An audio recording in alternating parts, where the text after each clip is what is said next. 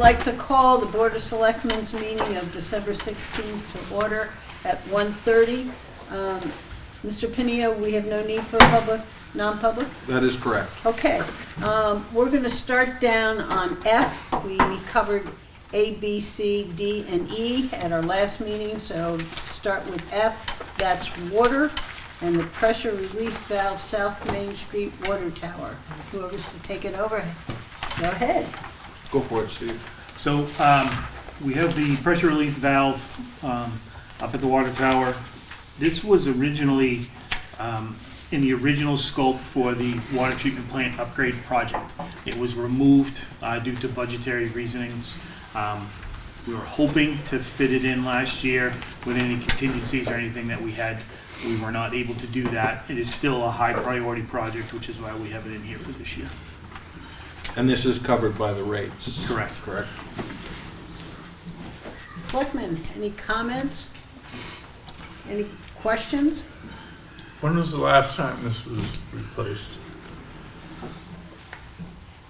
Chris?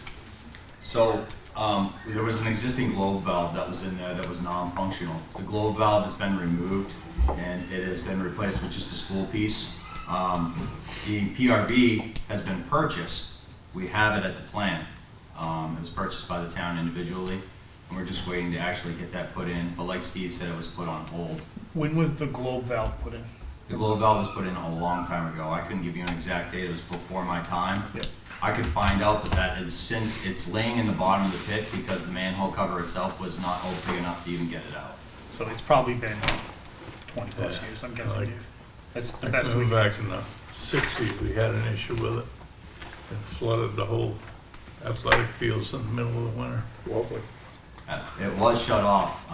Since I've been here, it's been shut off and out of service. And this is mainly for increased fire flow to South Main.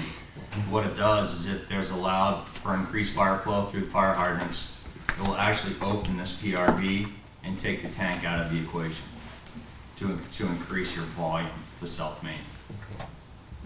Okay. Yep. So just for clarity, so this is for a pressure relief valve and a new vault, is that right? Correct. Okay. So make sure it's clear. In the installation for the process. Okay, it's an all-in. All right, thank you.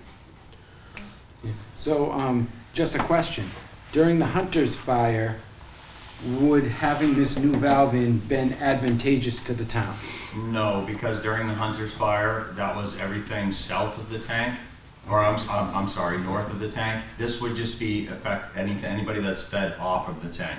Okay. So anything south of the tank would be increased fire flow with this valve in place. Okay. So it doesn't affect the downtown area, but No, That because area. we still have an ability with a two-way valve, so that like in the Hunter's fire, for instance, when they had an increased fire flow downtown, we were actually able to draw backwards from the tank back into town up to a certain point. So it's set up that way on purpose for our hydraulic model. And then we have a bigger PRV at our Pine Hill station, which will open up that 10-inch valve once that tank gets down to a certain level, and it's all based upon pressures. So it all has to fall within where it needs to do, so everything opens when it's supposed to. Board members, any other questions or concerns? One more question. Sure. So it says it's not, there's no impact on taxes. Water fund planned to be at a break-even point for the year? Yes, we're working on the updated rates right now. We should have those hopefully next week. And then we'll be, all of everything that we are proposing and everything we have done and we are proposing is they have all that information so they can bring back the rate structure, assess it to see if we need to adjust accordingly. So if the rate structure wasn't this is hypothetical, if the rate structure wasn't implemented, it's hypothetical that the water fund could go under, water, and that would actually not be a true statement. But So we've got to make sure that it's accretive. I think it was calculated in the prior fees. Yes. This is an old project that was there. The new fees will do anything going Even forward. better. Huh? It'll be even better. Could be better. Could You be got more it. accretive. It Yeah. would be excellent. Outstanding. I'll take that too. Super. Yeah. Anyone. I just want to make sure that if somebody says, hey, I don't get it, is water fund going to come across the finish line in 2025 as a break-even entity? The answer to that is yes, that's a true statement. The answer to that is, we don't know, then that's not necessarily a true statement. That's all I'm trying to get to. Okay, thank you. Well, the only other thing, and this is what some people say, that really isn't a true statement, because the hydrants are in the operating budget. Yeah, Yeah, we could go there, but We're we're not going talking about that going fund Right, we're not going. as the rates are related to that fund. Okay? Mhm. Any other discussion? What would you like to do with this? I'll make a motion that we recommend this warrant article to start with. I'll second. All right, I'll do Brian this time. We've got Brad who made the motion, Brian who's second to recommend. Is there any further discussion? Hearing none, all those in favor? Aye. I'll You make a like- motion to move this to warrant. Okay, we have a motion by Brad to move, Second. and Dave is seconding it. Any further discussion? All those in favor? Aye. Okay, water plant upgrades is the next one. So we have, back in 2017, we had a assessment of our plant that gave us a maintenance manual, how to upkeep the plant. It gives us this year, a lot like the other manuals that we have in town for the same time. This is just falls in scope with that. We did do the big plant upgrade, which took care of the filters and things. This is for the smaller items, miscellaneous pumps and things of that nature across the board. We didn't really do anything with it for the last few years after we got that plan. So what we have done, Public Works and the Water Department, was kind of go, okay, we have this many years, let's try to get this on a curve to, we'll take this and we'll go through it, and we think $100,000 a year to upgrade the plant and to keep it going in the right direction is what we need to do. Okay. Board members, any questions or concerns? How long ago was it that we changed the filter? 2 or 3 years? We just finished that Just finished it. this summer. Okay, We started it in '22. It was Okay. started when I got here. okay. And we just finished it up within the last couple months. We're still finalizing paperwork, but So this is to be an asset management Thank you. plan. that's the word I was missing. And you have it over the life of many of the items in the plan. Correct, yes. Board members, any comments, questions, concerns? What would you like to do? I'll make a motion to recommend. Second. Linda made a motion, Paul seconded. Any further discussion? Hearing none, all those in favor? Aye.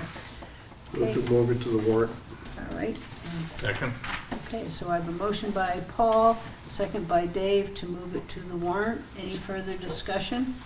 Hearing none, all those in favor? Aye. Okay. River Street.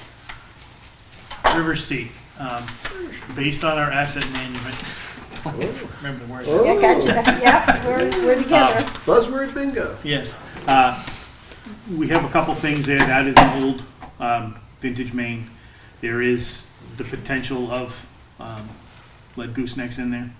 That's one of the ones that we have identified as a very probable main. So as we've done this with a series over the next few years of the mains that I've put into this plan is to grab those. Crescent Lake, Christian Ridge, all strategic based on what we have for vintage of the main, possibility of lead, and then tying it into other projects like the South Main DOT project and things like that nature. So this is a split project between the water and the highway department to get the complete street section of it. So we want to do it the new main. The sewer's in pretty good shape. We're finalizing a couple things on that. That may need maybe a section or two to be lined, but that's all. We have that worked in on the operating side of that. And it's a project we'd like to do. We had it on last year and we pulled it. So we'd really like to get on that for this year. Sure. Steve, is this gonna be similar to the one we're doing downtown now where You're also gonna replace the services all the way to the house to Yes. remove any chance of lead in there too, Yes. so, okay. Every main project that we do from here on out, we'll take everything to the house. Just to make sure that there is no issues. Everything will be upgraded to CTS. We'll have all new valves, everything right to the meter, so everything will be done, and we don't have any concerns. It's the easiest way to make sure that we don't have any, that there's no lead services. Will the main itself, the new 8-inch main, is that gonna be PVC, or are you gonna go with ductile iron? I haven't decided yet. Price-wise, it's a comp Yeah. between the two. We did C900 on Green Street. Mhm. I personally, if I was putting it in, I like C900, but I can go either way. Yeah. I might leave that up to the contractor's specs too. Life expectancy is the same. Yeah. Cost-wise, it's the same. So it doesn't, I don't really have a strong feeling one way or the other. Question? So if you're bringing, thanks for the clarity, but if you're bringing services up to the house, do you need to get easements for crossing people's property? No, because it's already there. Okay. The lines are already in. And you're gonna replace anything you do to tear up somebody's grass or whatever? Most of the time, we pull them, so we run a cable through the existing line And you into pull the it house through. and pull everything right back. We don't even have to dig. Got it, thank you. I'm wondering whether when we say 200,000 from the general fund, that we shouldn't say road work or repair road and a little bit of sewer upgrade. So they understand what Just they're in case. paying for. Not sure I figure, I don't know what you There, mean. you're going to, in that 200,000, it will take care of resurfacing or rebuilding the road. Plus, he just said there's going to be some work on the sewer system. So if it's a complete road, instead of just saying 200,000, saying that's for road upgrade or repair and minor sewer work. Water. There's sewer on there too, is where There's she's. sewer in there? Because we're saying it's a complete road. Yeah, we're So gonna, if we're we're gonna gonna call change it out the complete- sewer manhole covers, things like that as we're doing the road, so. To me, the public should know what that is going for, and those are the two things it's going for. So I'd like that wording to add that it's for the road, and I don't know if you're gonna call it a repair or upgrade or whatever, and for minor work to the sewer system. Sewer work as needed. Whatever way. Whatever it's the best words are, I think explains. Linda's right, it Okay. can be Yep. clear. And the 8 cents correlates to the 200, is that the way I read that? The 8 cents correlates to the 2?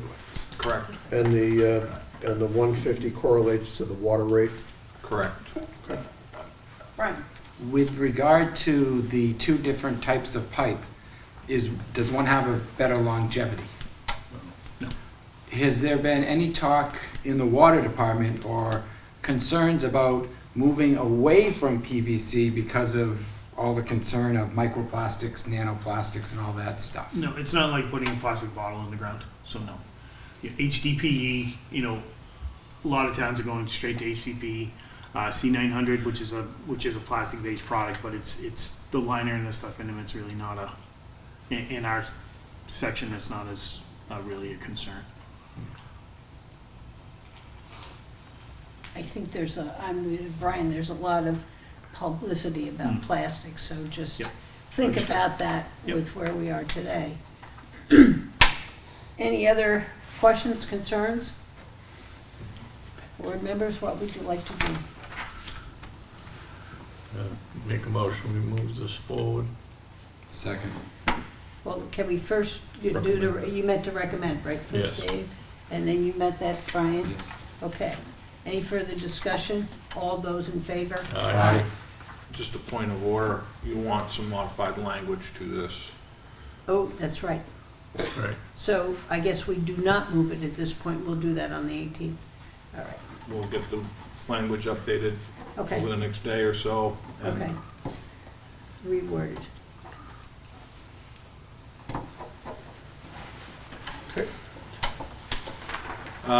Same thing here, this is Mill Street Pump Station.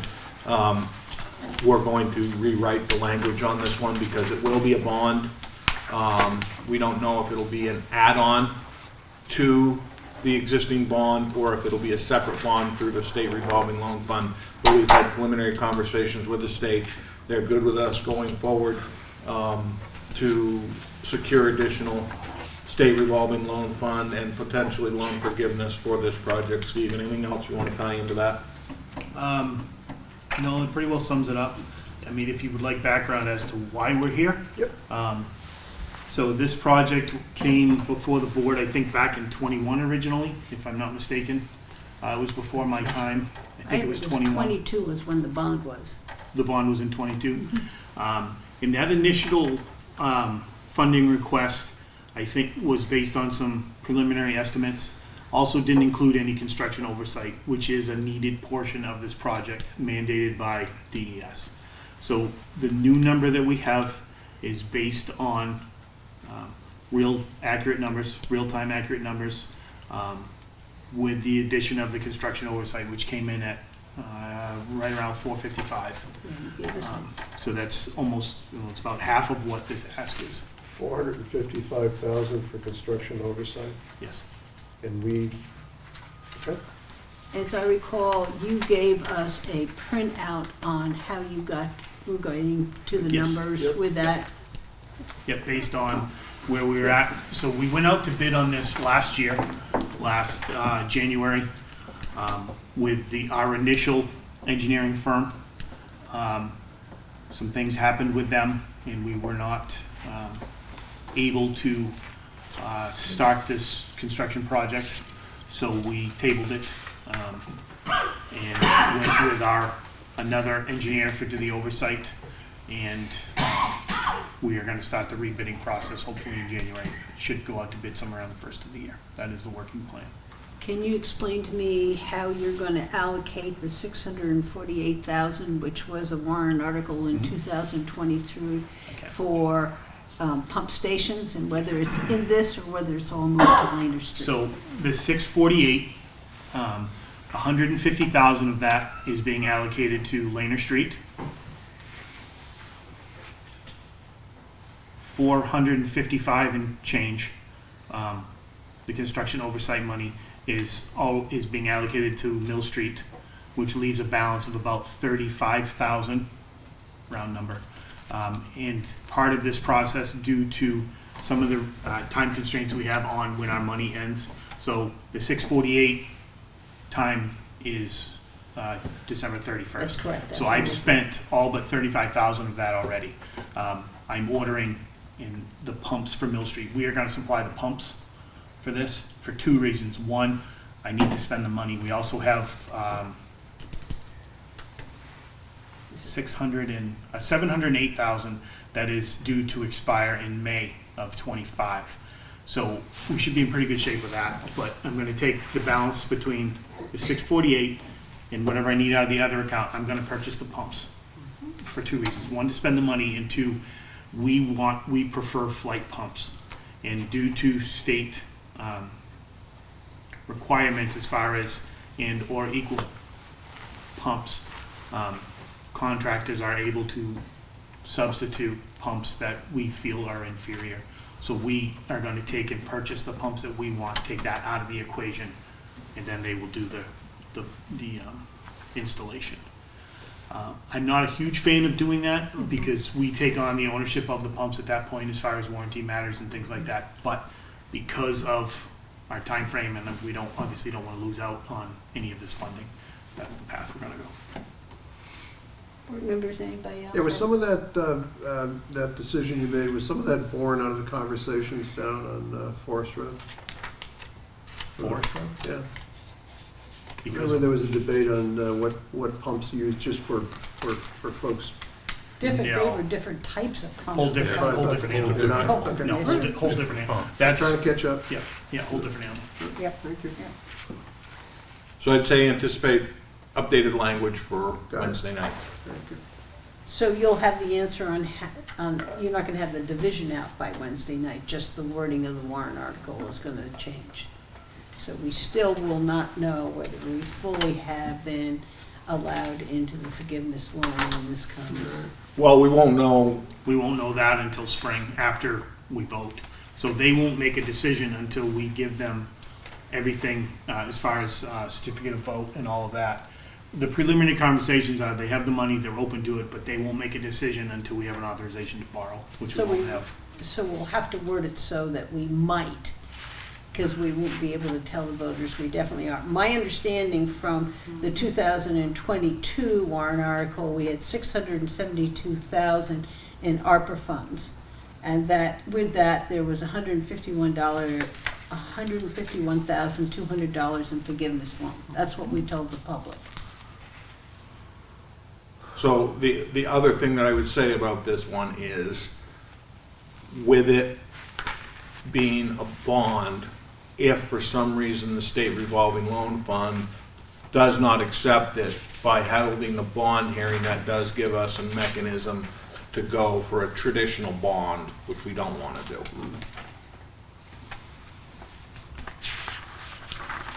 So you're saying we have the bond hearing that we can either, we don't want to go for a traditional bond, but if everything falls out, we can. Correct. Okay. That way we can get the project done.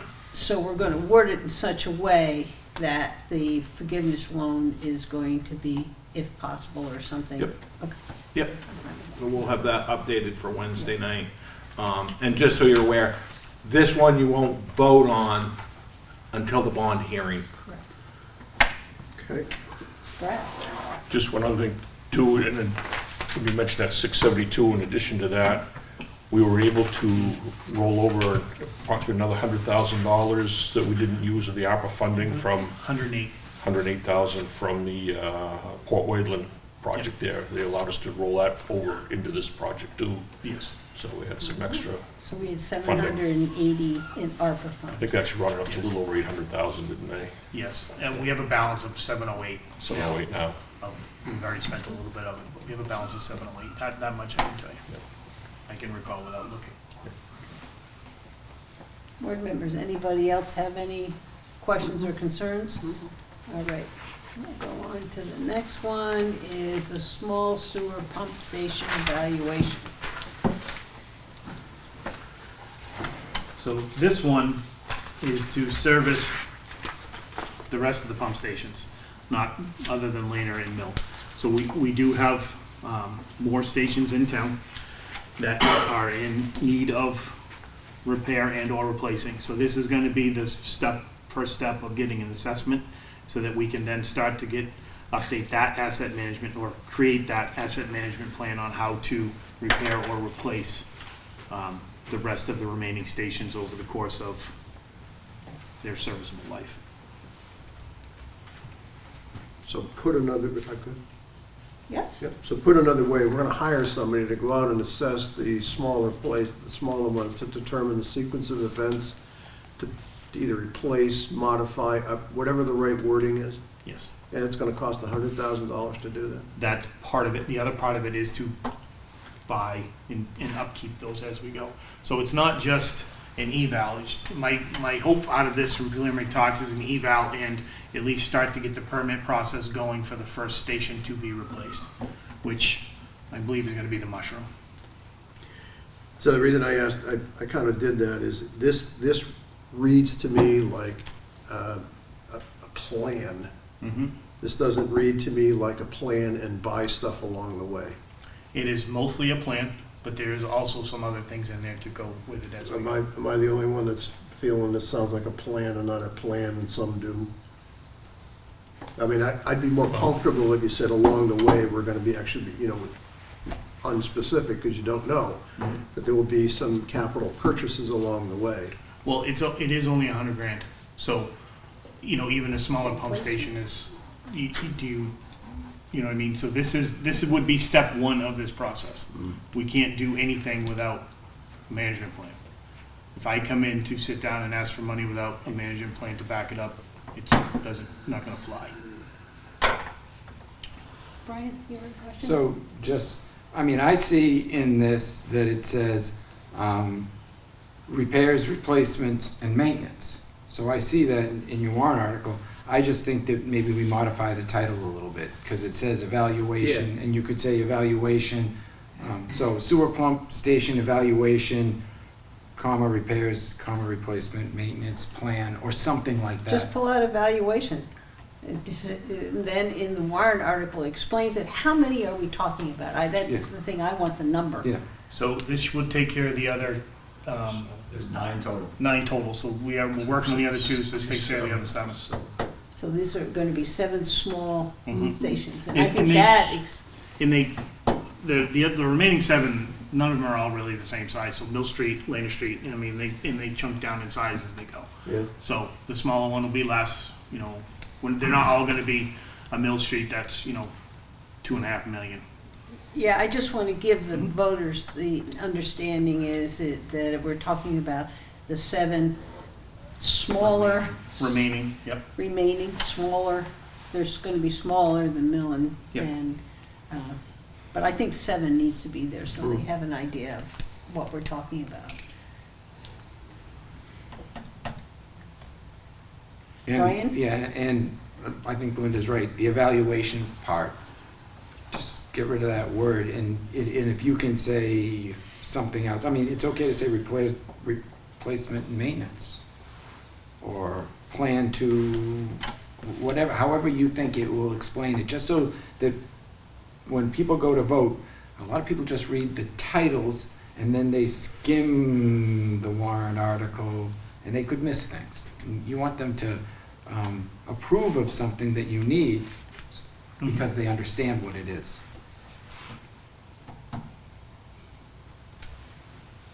Are there any other questions on this? All right, this one will get reworded.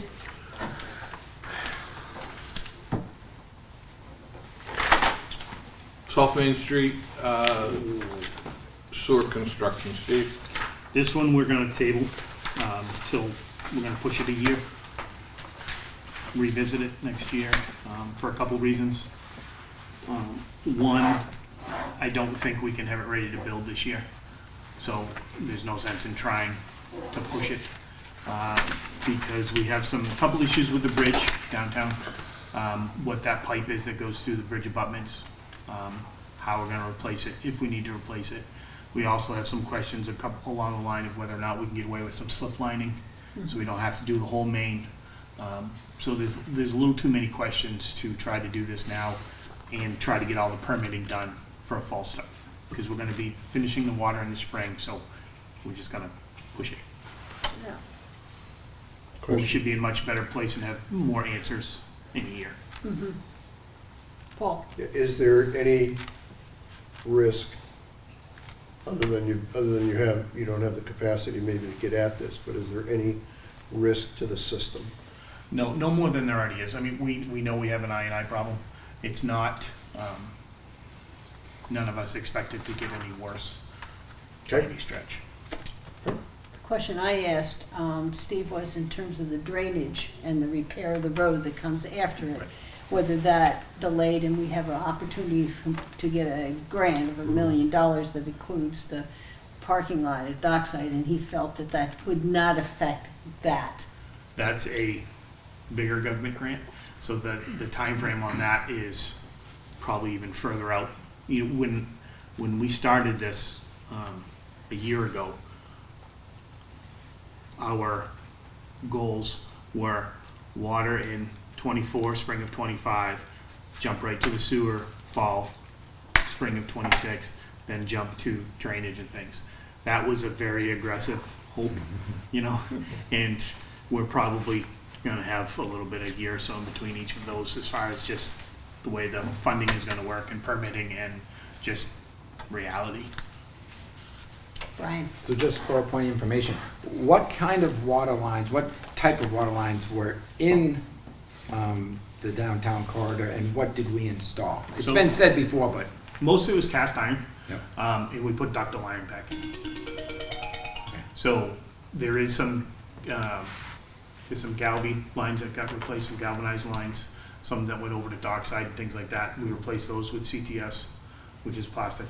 And then there was some copper surfaces that got all updated with CTS, which is, again, that's plastic. We did put some copper surfaces back in, because if the buildings and the homes way back when, they used to ground the houses back through the water mains. Okay. So if they were grounded, we put the copper back in because we weren't gonna mess with So electricians and you would things. ground them the way they were grounded. We ground them the way they were grounded. That's not a practice that happens now. Very much no, because it's really not good for the water lines over time. Thank you. Any other questions? Alrighty, and, well, do you want a motion for us? I'd to like a remove? motion to remove. Who wants to make a motion to remove the South Main Street construction? So moved. Second. Okay, I got Brian, second by Brad. Any further discussion? All those in favor? Aye. Okay. Next one is the wastewater treatment plant capital reserve fund. So this is the traditional ask for wastewater treatment plant capital reserve fund. The $175,000 would allow for some work to be done at the plant and the evaluation to determine if the new plant or a repairs to the existing plant are the best path forward for the town. So that's included in this warrant article. Last year at the deliberative session, there was conversations on the floor about creating a standalone capital reserve fund for the construction of the plant. In talking with the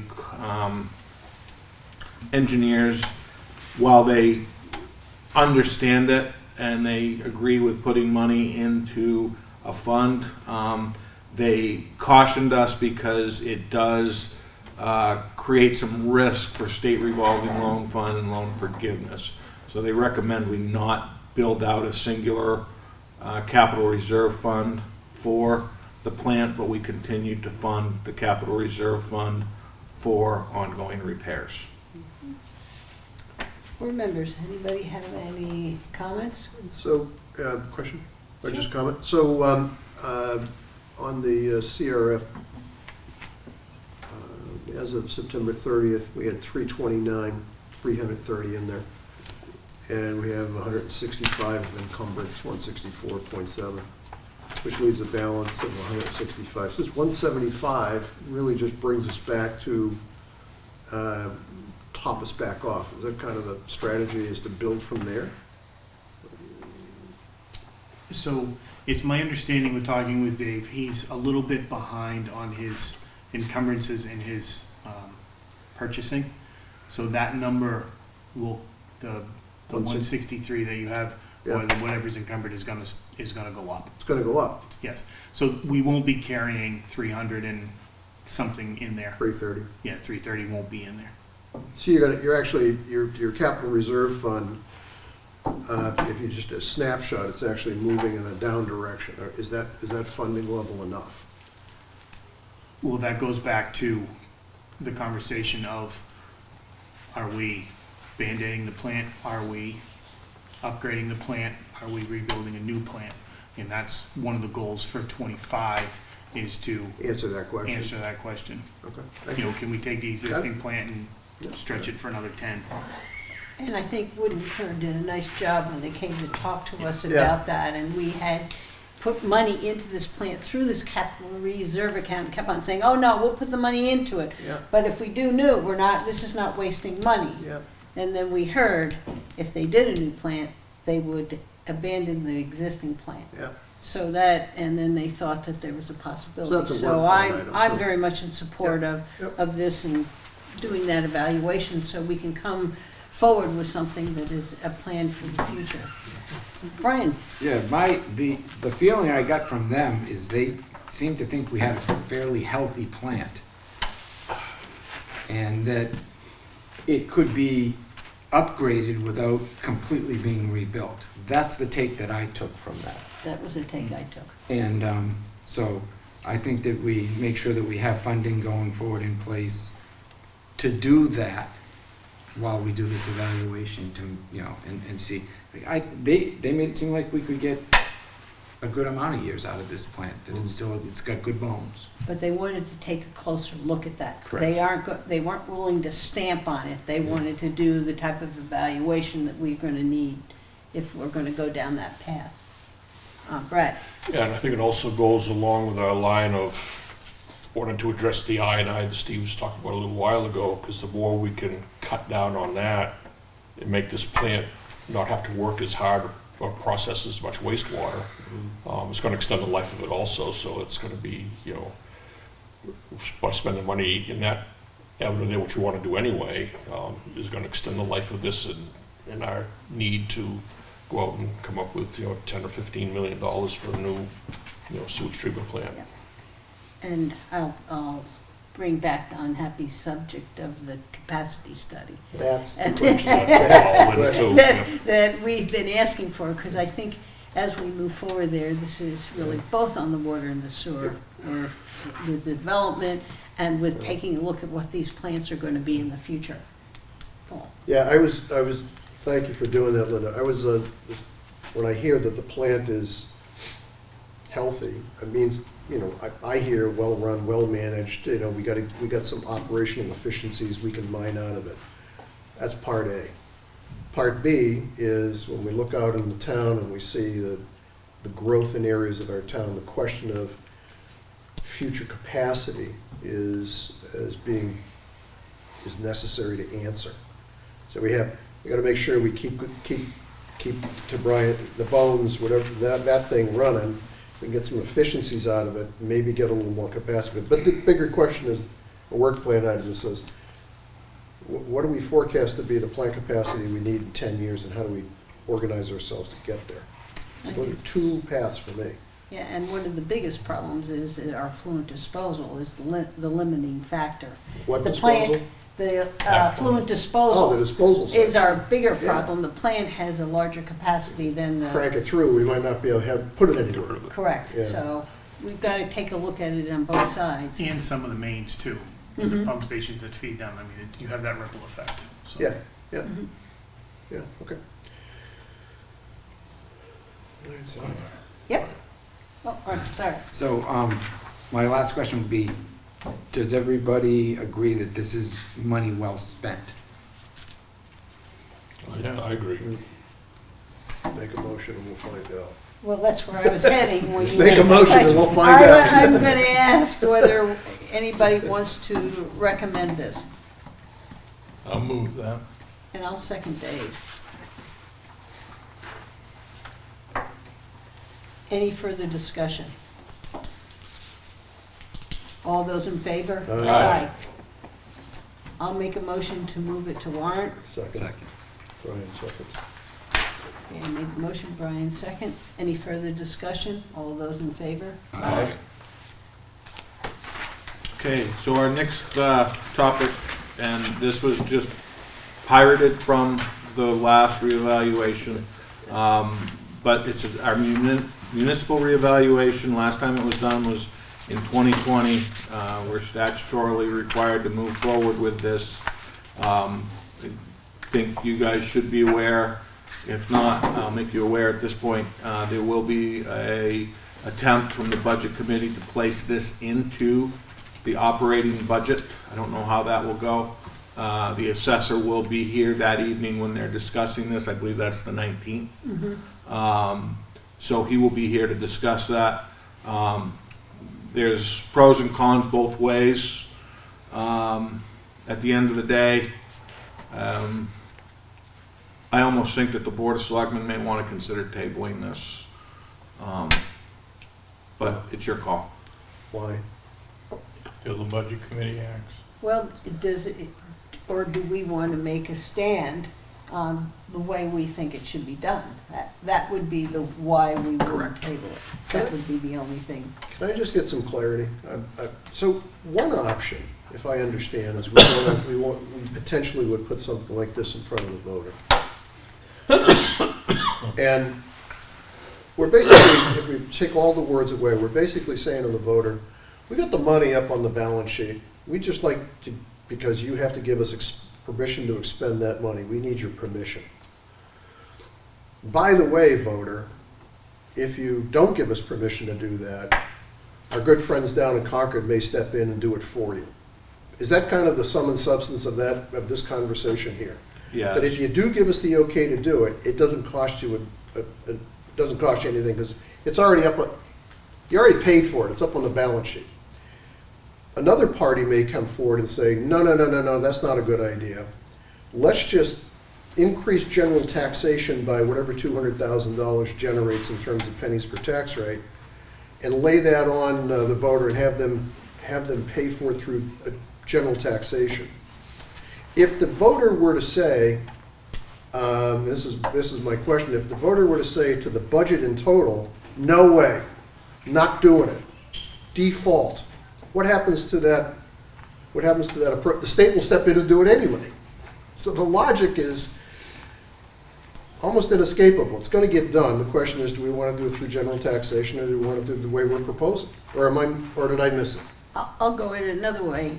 I would take out that we're going to use in the unassigned fund balance, because that we told the voters we weren't going to do. Right. But when we come to November next year, we can allocate the $230,000 from the unassigned fund balance. Walk me through that one again. Well, because that we have, as I recall, over $3 million in 3.2, an unassigned balance. Yep. We put it as a regular warrant article. The way to balance that out, as with any of these, is to apply more of the unassigned fund balance prior to the tax rate being set that brings it down. So we can apply it at that time. So is the answer, so if you did it your way, Linda, would the estimated tax rate impact still be 0, 0? No, it would be what it would be if we didn't do that.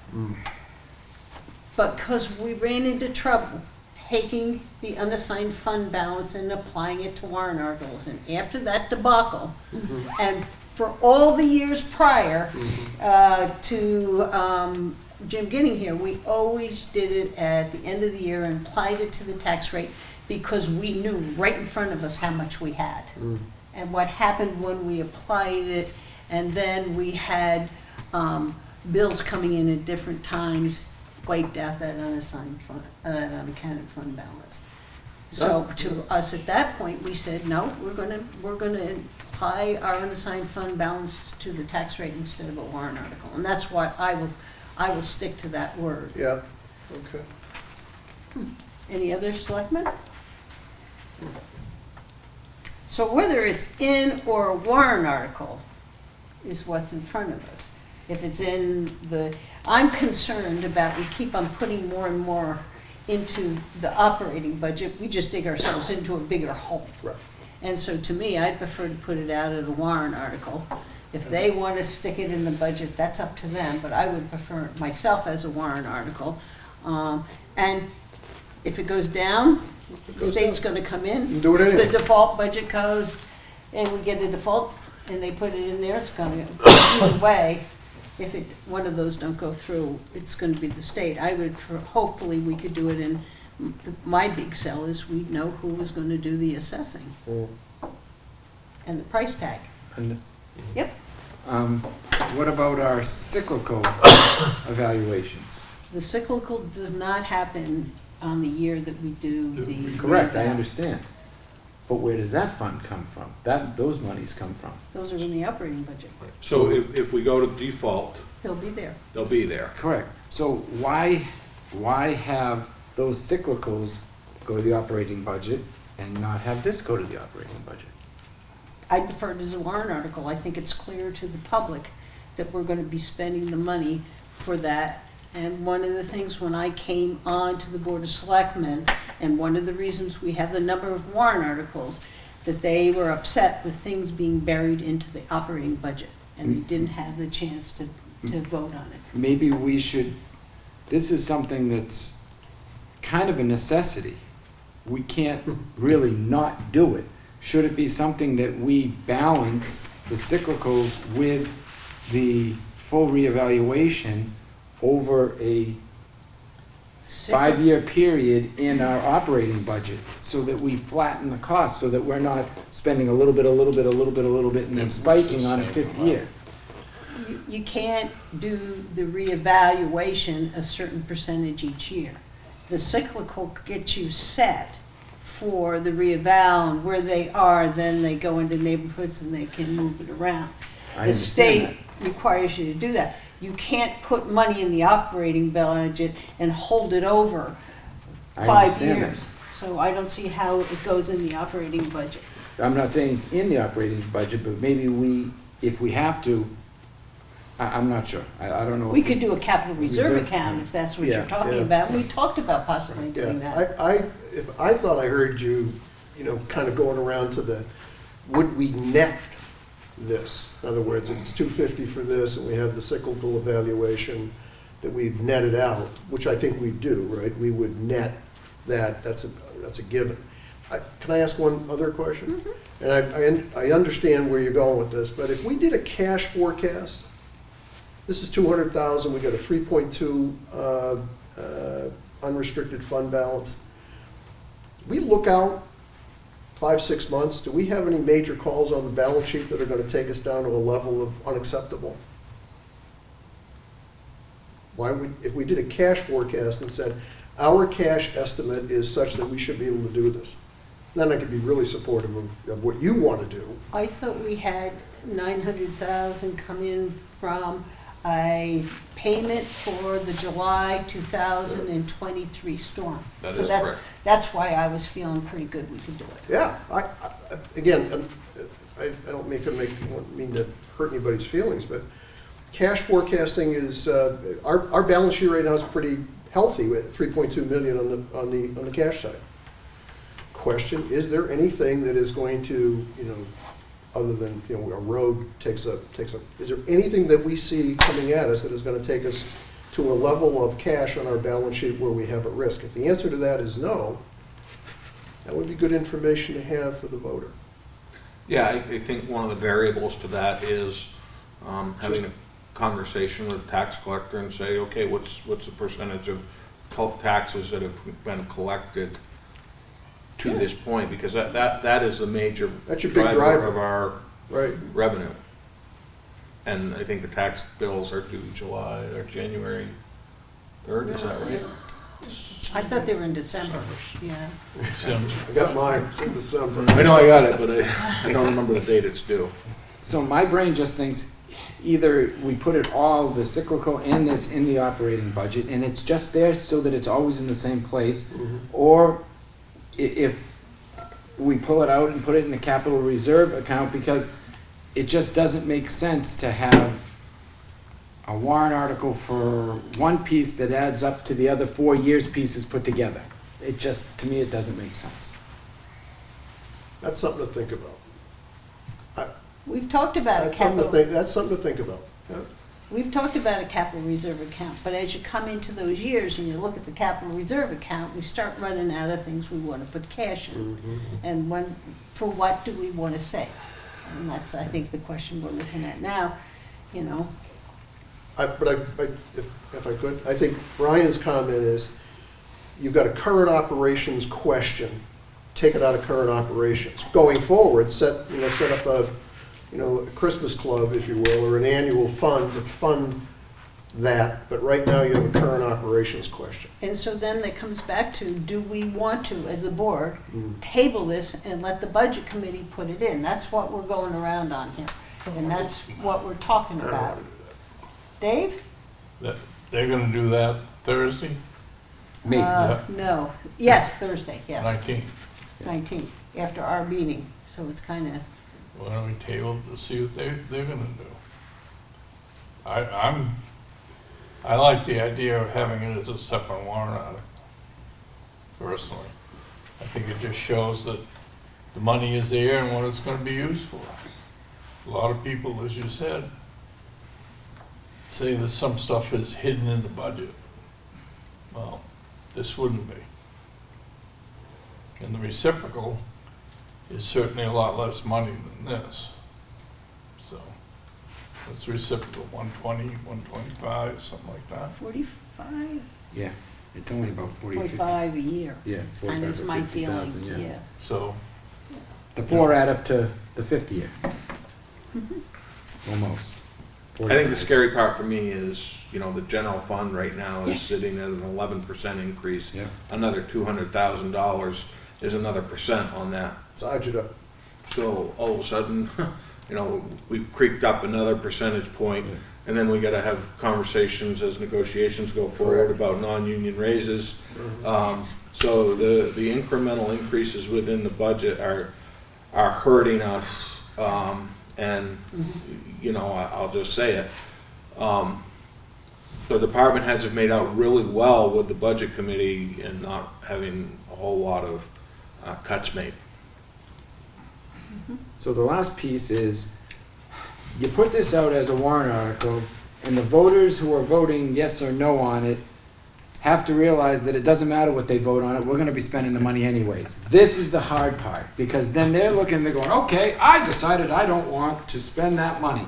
And 80% of them say, we're not spending the money for this, and then they spend the money anyways. Yep. So this is why I'm thinking that if it's just in an operating budget, I mean, maybe not for this year, but if we just put it in there going forward, then it's always there, and if somebody says, well, where does our reassessment money come from? It's in our budget.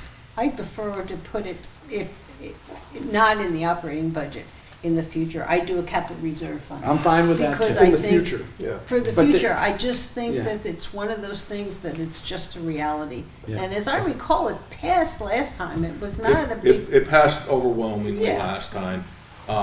You know, I think the other really scary part of this is going forward, the cost for your reevaluation is going to skyrocket because there's no assessors. there's nobody out there doing it anymore. It's Yeah, a little It's minor problem. just Yeah. a thing that's not happening. So we may have to figure out, the state's gonna have to figure out, how do we do this if there's no assessors to do it? Okay, so we're in agreement, I think, that going forward, we set up a CRF. The question is, what are we gonna tell the voter we wanna do That's, next year? We gotta do a rebate. Is there any way to net the, to write language that says, you know, and I don't know what the right language would be, but how much should we put in as a cyclical for 2025? There's nothing for 2025. So we just- 2024 was about 45,000, I Okay, think. never mind. You answered my question, Yep. okay. okay, board, what do we want to do? Do we want to put this out as cash? Or do we want to hold and wait until see what the budget committee does? That means we probably would have to move it to warrant when we met December 30th. Yep, So we have a mechanism to do that you do. if we have to. And you also have a mechanism, just FYI, to put this onto the warrant and at the deliberative session, bring it to $1. Can we, if we put it on the warrant, we also on December 30th could remove it. Absolutely, you could. So if we believe it should be a warrant article, we should vote to move it to the warrant and make them make the move. Check to bum. And we don't know what the whole budget committee That's is right, gonna we do don't. either, It was so- just a Check to bum. suggestion. We checked And it. if we moved it, but we abstained from a vote, that would be an interesting situation. Because then, I would definitely want the unassigned fund balance out because of a pledge we That's fine. made. That would be mine. It'd be a So, regular warrant article. Updated that- language for Wednesday. When did, Yes. catch me up, Let's do Linda, that. when did we make the pledge? We made the pledge in 2023, I believe it was, when we got the 2022 audit. I think it was that, and I think it was also the 2024 warrant had a article in it Right. reaffirming, and if I remember right, it also talked about not utilizing fund balance, and we verbally said it at that point as well. Well, you can't undo what you said you were gonna do, so That's my shoots the lights feeling. out of that one. That's mine, and in the past, it always had worked, because you get to that point, you drop a certain amount of cash into it, it just drops your tax rate down. yeah, wasn't there the original warrant article, wasn't it in 2012? That or had nothing to do about that. That wasn't. It just saying- said at that time that you cannot have your unassigned fund balance greater than 10%. 10% of the That's all it said operating budget. at that time. Okay, I will update the language for Wednesday night. Building Maintenance Capital Reserve Fund, this is a good program. We've had a couple of years of not heavy usage. We do anticipate some usage here in the next few weeks. at the chamber offices. But this, I think, is an area, if you were so inclined, for a year to be able to make up some money. So you saying you want to take this warrant article out? I would not see I think this is a good idea this year because of the amount of asks that are out there. Good idea to do what? Take it out and Remove put it. it back in. Remove it. And the amount of asked, is there a list?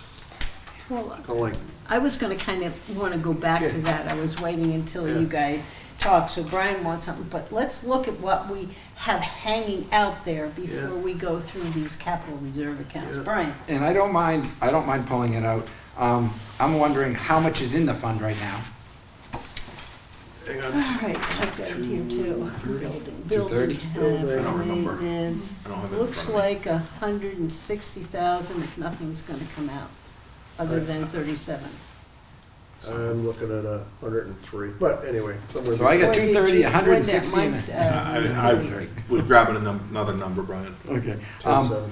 And I'm wondering, when we put money in, like the sidewalk, capital reserve fund, and this fund, should we and could we put in what the current balance of the fund is in the warrant article? Should we say, to see if the town will appropriate the sum of 15,000, blah, blah, blah, and say that the fund currently has a balance of this? Is this something we should do for information to the voters? Or not? A lot of people want us to spend more money on sidewalks. If they see a low number in our reserve fund for the sidewalks, they might be more inclined to want more money in it. Sure. So that actually makes sense, as long as somebody does a quick calculation that's, it's a net of encumbrances, right? So it's X dollars net of encumbrances, of all pledges on that amount. That kind of makes sense. Well, I'll take the non-capital water fund. We've already said that we are going to spend some money, Good. and they have not all come out yet. So The we other have to thing is make sure all the encumbrances or Correct. anything that Yeah. was pledged We are don't know out. what's coming out. We need Yeah. to make sure we have all that clear. But the pencils go down on 31 December. We don't know by, No, not on, You have to not do on a capital encumbrances. reserve account. You could have something out there that we. Capital reserves are Yeah. until there's no money left. to make sure I understand. So at the end of a fiscal year, we do or do not have the need to know how much money is encumbered against our town? No, That was, let me get my Could question. you repeat that? At the end of a fiscal year, which is the 31st of December, don't we need to know what is encumbered against our accounts? Our capital reserve accounts. Are held by the trustees. right. So that money is held completely separately That can be- than the treasurer's funds, which are used for the budget. Those can be used anytime. And That's what they're for. December 31st, I think we have until about, what is it, the 15th, the 20th of January for all those bills To to show come up. in to get that figure. You're not going to have it December 31st. No, the funds have to be encumbered by December 31st. Correct. Yes. The auditor is gonna, unless I misunderstand, or I just don't understand the process, an auditor says on 31 December, I'm closing the books. There may be some bills that haven't shown up and you set up a little encumbrance, but you've encumbered your funds by that point in time. My point being, I like Brian's idea that says, I got $100 after all encumbrances, and I need to add another $25 to it. That's the point that I think you're making, right? I was just trying to get clear about that first thing, is that's net of it's the encumbered dollar, net of encumbrances. And we can or can't do that. Could we do that in the warrant article? don't see why you couldn't. But what happens in the warrant article, and if we go in our presentation, we may say we're gonna put X amount into the warrant article. And here are the list of things that we plan to do in that year. We don't enumerate, you can't enumerate that, I mean, some of your warrant articles will be longer. You saying you wanna put that and then everything's gonna come out and then this is what will be there at the end of the year? No, maybe I misunderstood Brian. That's future spending. What I'm saying is, I think I heard Brian say, we want to go to the voters and say, we need to, I'm making it up, we need to save money for the sidewalks. We currently have $50,000 in the fund, it's probably much more than that. That $50,000 that's in the fund represents any and all calls that are against that $50,000. That's net of all the prior calls on that fund. We want to add another $10,000 to that to make it 60.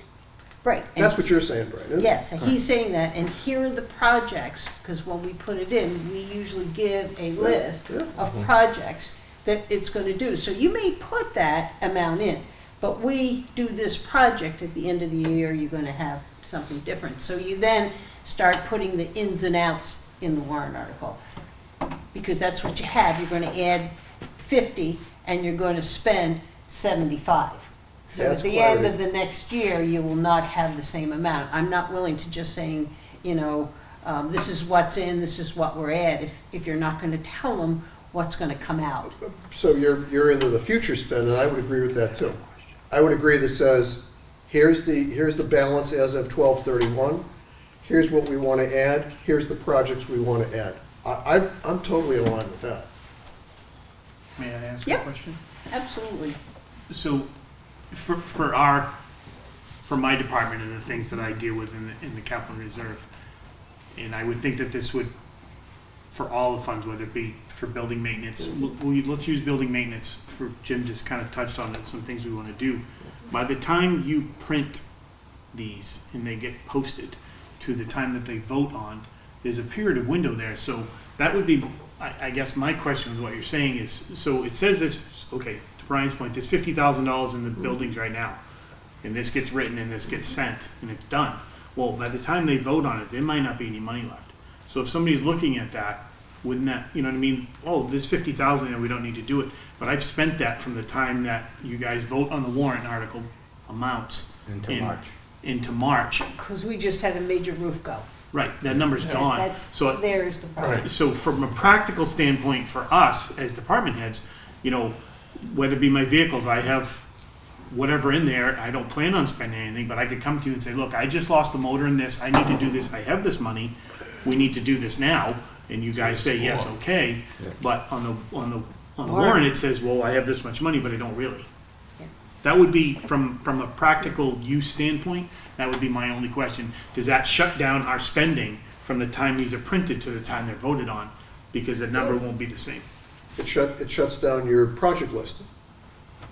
It shuts down spending for emergencies, is what goes up for me.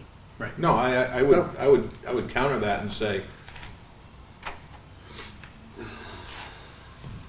funds in the account as of December 1, 30. Correct.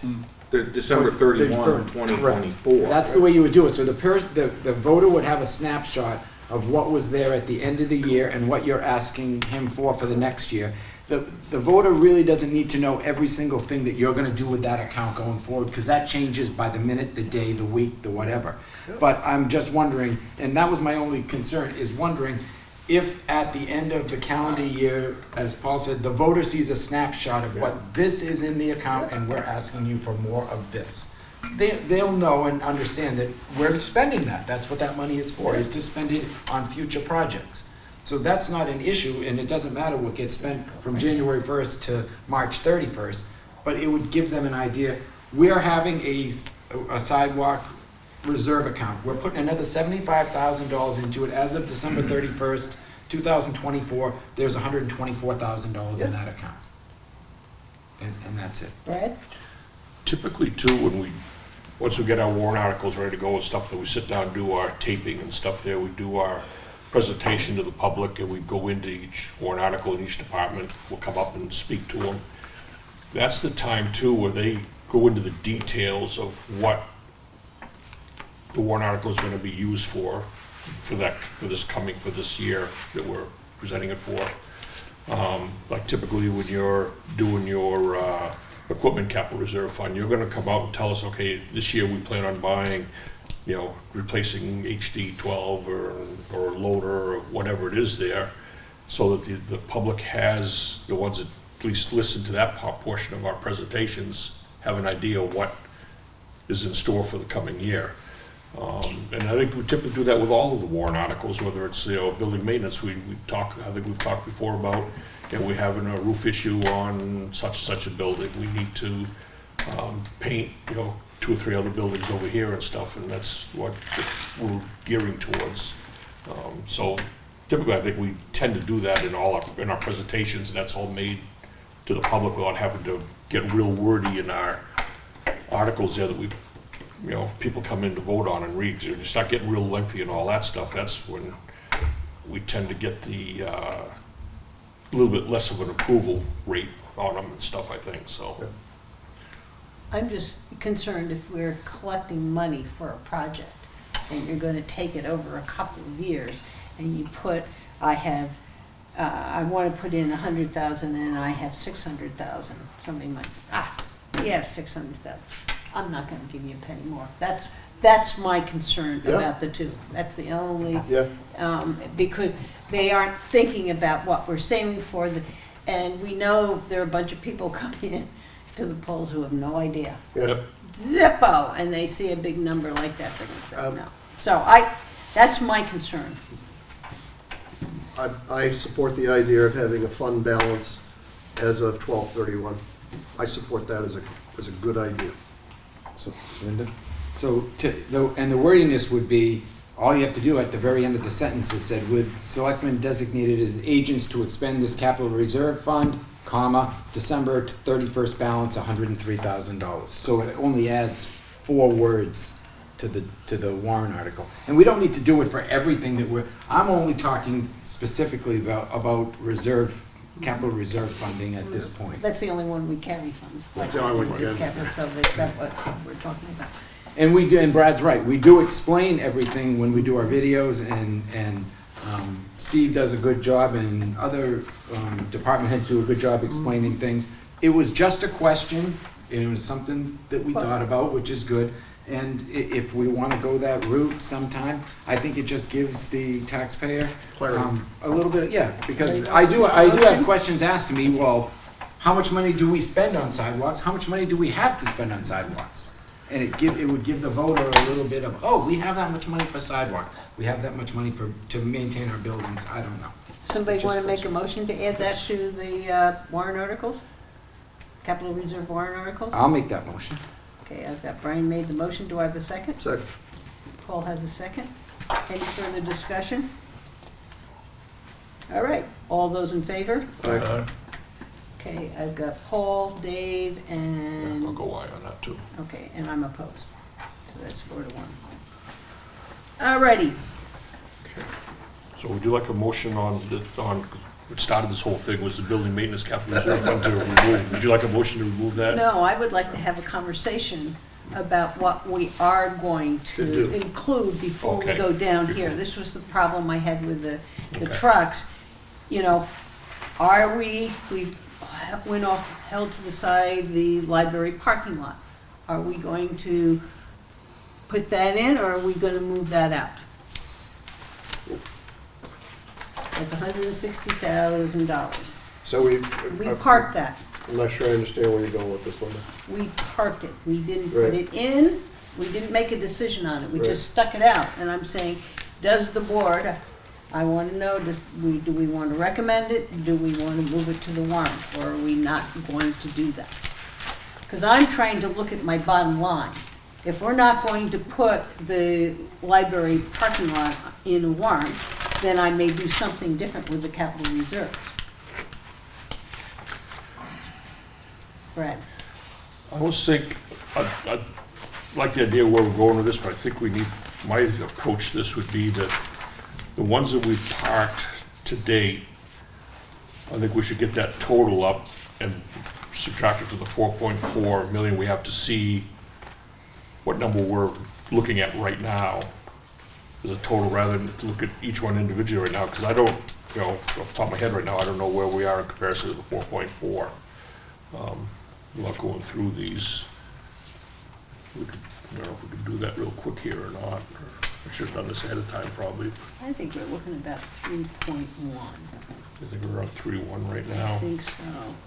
Because you've got, well, but we don't know. Hey, I can't know, because we also have the ambulance hanging out there. Right. Right. I mean, we got That's a big big things one. hanging out there. I don't, to me, I can make changes in the capital reserves and what we put in the capital reserves. We've got some big ticket items up here that we just kind of, because we weren't quite sure what we wanted to do. And I think we really need to get an understanding of that before we go down on the capital reserve. If we don't put something in a capital reserve for 1 year, the world's not gonna come to the end. If we don't do the ambulance or we don't do the parking lot, that's different to me. Linda, I have a question. Yep. So, my question is for Steve, maybe Jim, the board too. The library parking lot improvements, would there be any economies of scale if we did those improvements at the same time as we're doing the finished parking lot and everything at the public safety building? I would say negligible. I mean, the square footage of, or a ton of asphalt is a ton of asphalt is a ton of asphalt. I don't know, Steve. I don't think so, because you also have, you have a much bigger scope of a project over there, so to have Ambrose come over to do something like this, and, I mean, maybe, I don't, I mean, if it's $10,000 or $20,000, to me, it's not gonna be that's- $10,000 or $20,000, it's only a $160,000 project, so you're talking, you know, $2,000, maybe. I don't even know if there's anything in it. It's not a big enough project for them to say, oh, we're right here, let's go do that. Because I had, and this is just a little tiny project, had one of I waited in my association till a neighbor was having their driveway done. It would have cost me $3,500 to patch 2 places in my neighborhood. I spent $2,500 patching 10 places. It's not the same. I understand where you're going with it, it's just, Yeah. it's, the comp isn't the same there. You know, driveways, pavers for driveways, that's a common practice, they look for that. That's kind of their bread and butter. Yeah. But for a construction company to come in and mobilize to do the drainage and reset the curb and build the tabletop and the things that they want to do out here, it's not really, I think it's negligible. I'm just wondering if they came for one project and then left, and then 6 months later, they came back and did the project right next door.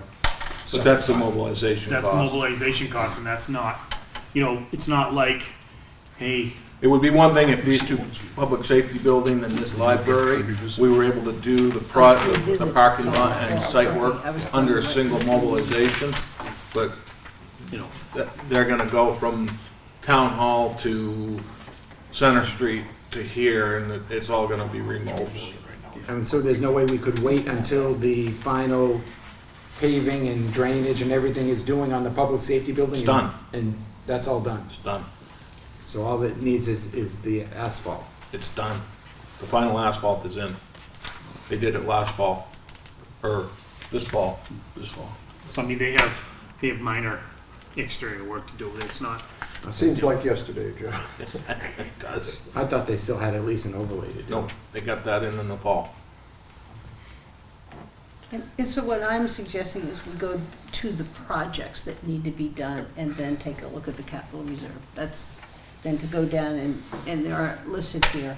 You know, we haven't dealt with the Living Museum. We haven't dealt with the vehicles for the police department. Let's see, what else do I have? I was kind of looking at the ones that affect the cash, the general cash. Some of these other ones are out of, like, the Living Museum one we had was funds we already have there, correct? Well, we don't know.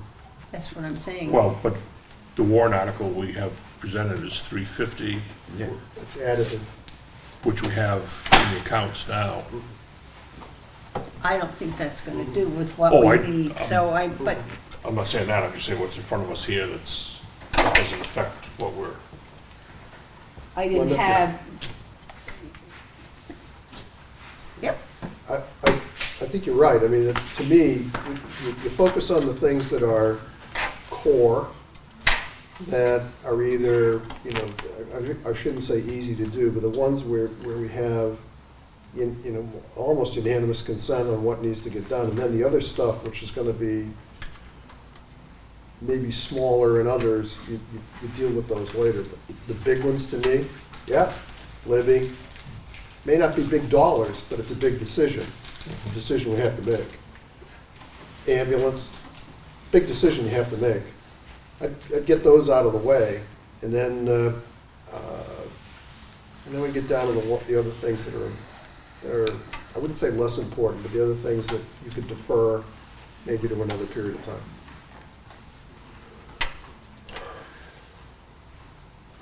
All right, let's take the big one. Let's go and deal with the ambulance. If we want to deal with one that's going to have a big impact, and we can go back to we'll do it by price tag. How about that? And there's your big one. What do we want to do with this? We had it plumped off to the side. Jim, you had a conversation with Nathan, and you had, in a note, talked about something else? Yeah, so, no, this warrant article pretty much stays as is, but Nathan is recommending we put in an additional warrant article as a non-binding referendum that would explain what the expenses in 2026 will be, so that when the voters vote on this fire-based ambulance service warrant article, they voted on that, and we forewarned them about what is going to be happening the following year.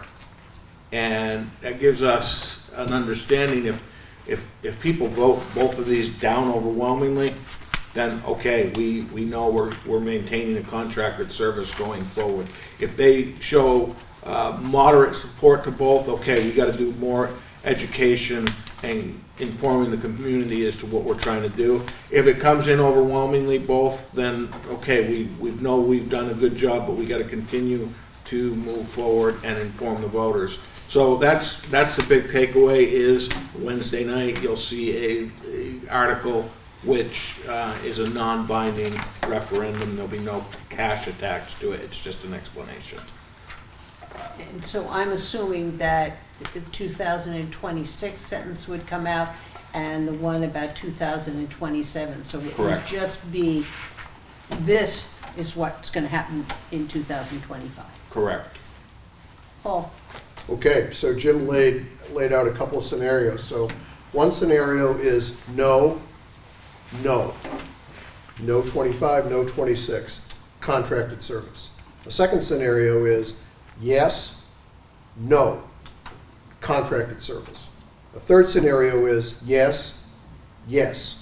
Two chances out of three, you're going to go for a contracted service. Ergo, we better plan to have a contracted service maybe in 2027.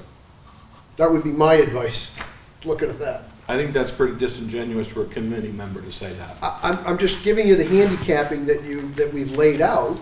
It may or may not be disingenuous, but if we're laying out odds, we have a no, we have a no, you have a yes, no, you have a yes, two chances out of three, the voter could say contracted service. But what I heard him say is yes, no, but this is a yes and this is a very small no. We'd look at having to do a better job of education, because the next year could be a yes. Because that vote isn't going to come in on a commitment until the following year. And it could also be, and we have to understand, if we get a yes, and I'm assuming that we will, I think the voters understand the need for this to happen. And I'm trusting that they know that it's in the community's best interest. So we get a yes for this. Our contracted service is going to drop anyways. We're not going to need 2 full-time ambulance once we get a system up and running. So we will be explaining to the voters that the $797,000 is going to go down to $500,000. we're not gonna be using a full-time contracted service when we get our own one ambulance up and running. And that's gonna make it easier for a 2026 warrant article to pass if they know that they're not gonna be on the hook for two big bills in that year. Yep. So why not write a warrant article that says in 2025, we'd like you to sign up for the 2-year appropriation? Why wouldn't we do that? I don't think we know all the figures. We don't Yeah. know all the employees' figures. Because we don't know what the percentage rate We is. legally cannot ask for an appropriation for 2026, Okay. is Can't legally what. do it. Huh? You can't legally do it. Collective bargaining agreements have a specific Yeah. Yep. carve out in the RSA, which allows for that, but traditionally, if we are writing a warrant article with a 2-year expenditure or a 5-year expenditure, we're raising those monies in that calendar year, and we're asking for authorization to carry those forward for a number of years. The only other carryout, I believe, for being able to authorize multiple years is under a lease, and we've talked about that, and that is what it is. We simply do not have the ability to ask for the 2 years' worth of funding. Now, you could ask for all of the funding in 1 year, but that's not a good idea either, based on the numbers. Optics. Well, and in the second year of the sheet I have for 2026, we're looking at 1.4 million because you've got the purchase of the ambulance. And that's gonna go into a bond, do you think?